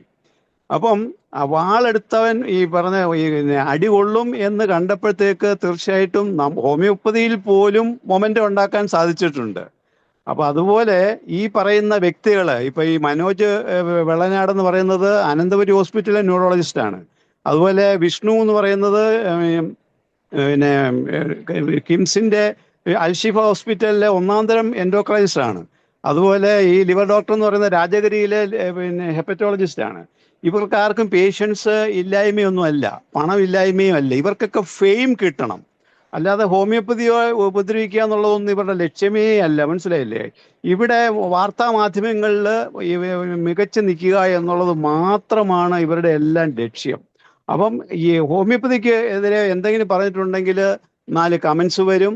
ഈ പറയുന്ന സോഷ്യൽ മീഡിയയിൽ വളരെയധികം ആക്റ്റീവായിട്ട് ഈ വ്യക്തികൾക്കൊക്കെ നിൽക്കാൻ സാധിക്കുന്നു എന്നുള്ള ഒരു വസ്തുതയാണ് നമ്മൾ ഇതിൻ്റെ പിന്നിൽ മനസ്സിലാക്കേണ്ടത്. പിന്നെ അതുവഴി ഇവർക്ക് യൂട്യൂബ് വഴി പിന്നെ ലക്ഷങ്ങളാണ്. ഇപ്പോൾ വിഷ്ണു ഡോക്ടർ തന്നെ പറഞ്ഞു കഴിഞ്ഞ വർഷം അദ്ദേഹത്തിന് 7 ലക്ഷം രൂപ കിട്ടിയെന്നും ഇത്തവണ 5 മാസം കൊണ്ട് തന്നെ ആ എമൗണ്ട് കിട്ടിയെന്നാണ് ഈ എൻഡോക്രൈനിസ്റ്റ് പറഞ്ഞത്. മനസ്സിലായില്ലേ? അപ്പോൾ ഇതുപോലെ പണം ഉണ്ടാക്കാനുള്ള ഒരു മാർഗമാണ് ഈ പറയുന്ന ക്രിറ്റിസിസം മുഴുവൻ. അതുകൊണ്ട് നമ്മളാരും ഈ ഹോമിയോപ്പതിയെ ഇകഴ്ത്തി കാണിക്കുന്നു എന്നുള്ള ഒരു ഇതിൽ പിന്നെ വില കൊടുക്കാതെ നമ്മൾ നമ്മുടെ മെച്ചങ്ങൾ പറഞ്ഞുകൊണ്ടിരിക്കുക, പിന്നെ ഇവരെ എല്ലാം അറ്റാക്ക് ചെയ്യാൻ കിട്ടുന്ന അവസരം മാക്സിമം ഉപയോഗിക്കുക. ഇവരുടെ ഇതിന് ഉത്തരം കൊടുക്കാതെ നമ്മളുടെ മെച്ചങ്ങൾ പറയുകയും. ഇപ്പം ഞാൻ പിന്നെ കോവിഡ് സമയത്താണ് ഡോക്ടർ സുൽഫിയായിട്ടൊരു ഇൻ്റർവ്യൂ ഉണ്ടായിരുന്നത്.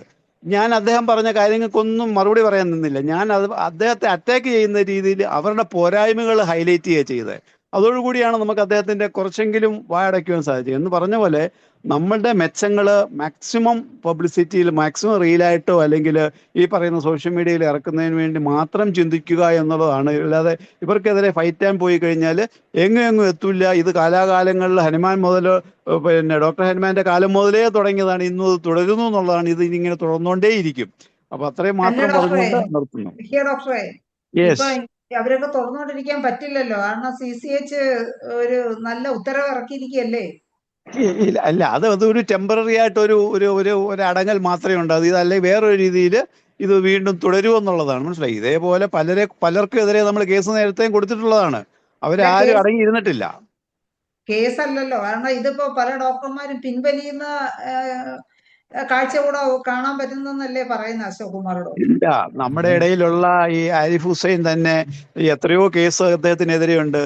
ക്രിമിനൽ കേസുകളുണ്ട്, ഹോമിയോപ്പതിക്കാർ തന്നെ എടുത്ത കേസുകളുണ്ട്. അങ്ങനെ അവൻ അടങ്ങിയിരിക്കുന്നുണ്ടോ? അപ്പൊ ഇത് തുടരും, തുടരണമെന്നാ പറയുന്നത്.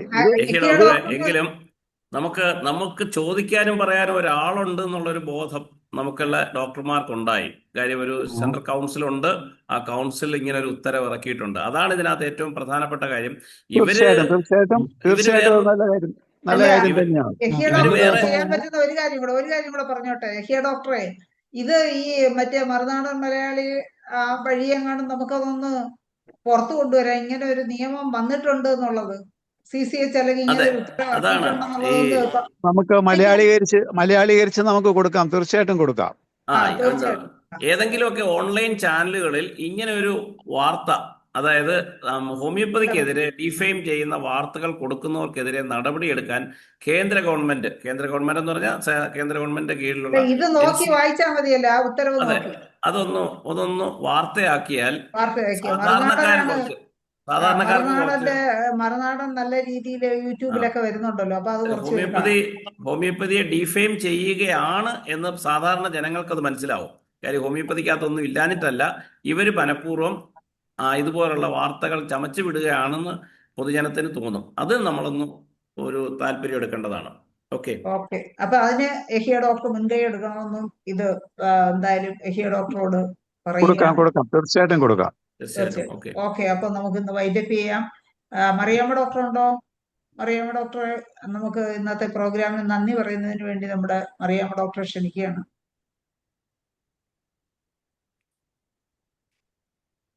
മറിയാമ്മ ഡോക്ടർ ഉണ്ടോ? ഇല്ല. മറിയാമ്മ ഡോക്ടർ ഉണ്ടായിരുന്നു, പോയെന്നാണ് എനിക്ക് തോന്നുന്നത്. എന്തായാലും ഇന്നത്തെ ഈ ഹോമിയോപ്പതിക്കെതിരെയുള്ള സൈബർ ആക്രമണം പരിഹാരമാകുമോ എന്നുള്ള വിഷയത്തിൽ അല്ലായിരുന്നു ചർച്ച. പരിഹാരമാകുന്ന ലക്ഷണമാണ് ഇന്നത്തെ ചർച്ചയിൽ നിന്ന് നമുക്ക് മനസ്സിലാക്കാൻ പറ്റിയത്. അതാണ് ചർച്ചയിൽ ഉരുത്തിരിഞ്ഞു വന്നത്.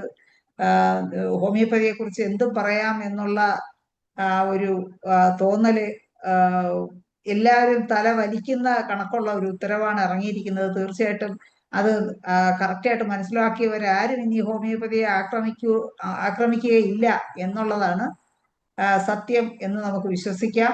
അപ്പൊ ഇന്ന് ഈ ചർച്ചയിൽ സജീവമായി പങ്കെടുത്ത നമ്മുടെ IR Ashok Kumar doctor, retired DMO ഡോക്ടർക്ക് IFPHന്റെ പേരിലുള്ള പ്രത്യേക നന്ദി അറിയിക്കുന്നു. അതുപോലെ ഇന്ന് ചർച്ചയിൽ പങ്കെടുത്ത doctor Dhanesh, doctor Manoj, doctor Shaji Kudiyat, doctor Yahiya Parakkavetti, doctor Radhakrishnan, എല്ലാവർക്കും പ്രത്യേകം നന്ദി അറിയിച്ചുകൊണ്ട് നാളെ ഇതേ സമയം കാണുന്നവരേക്കും എല്ലാവർക്കും ശുഭരാത്രി നേരുന്നു. ഇന്നത്തെ ഈ മലയാളം വിഭാഗം പ്രോഗ്രാം ഇവിടെ അവസാനിപ്പിക്കുകയാണ്. നമസ്കാരം.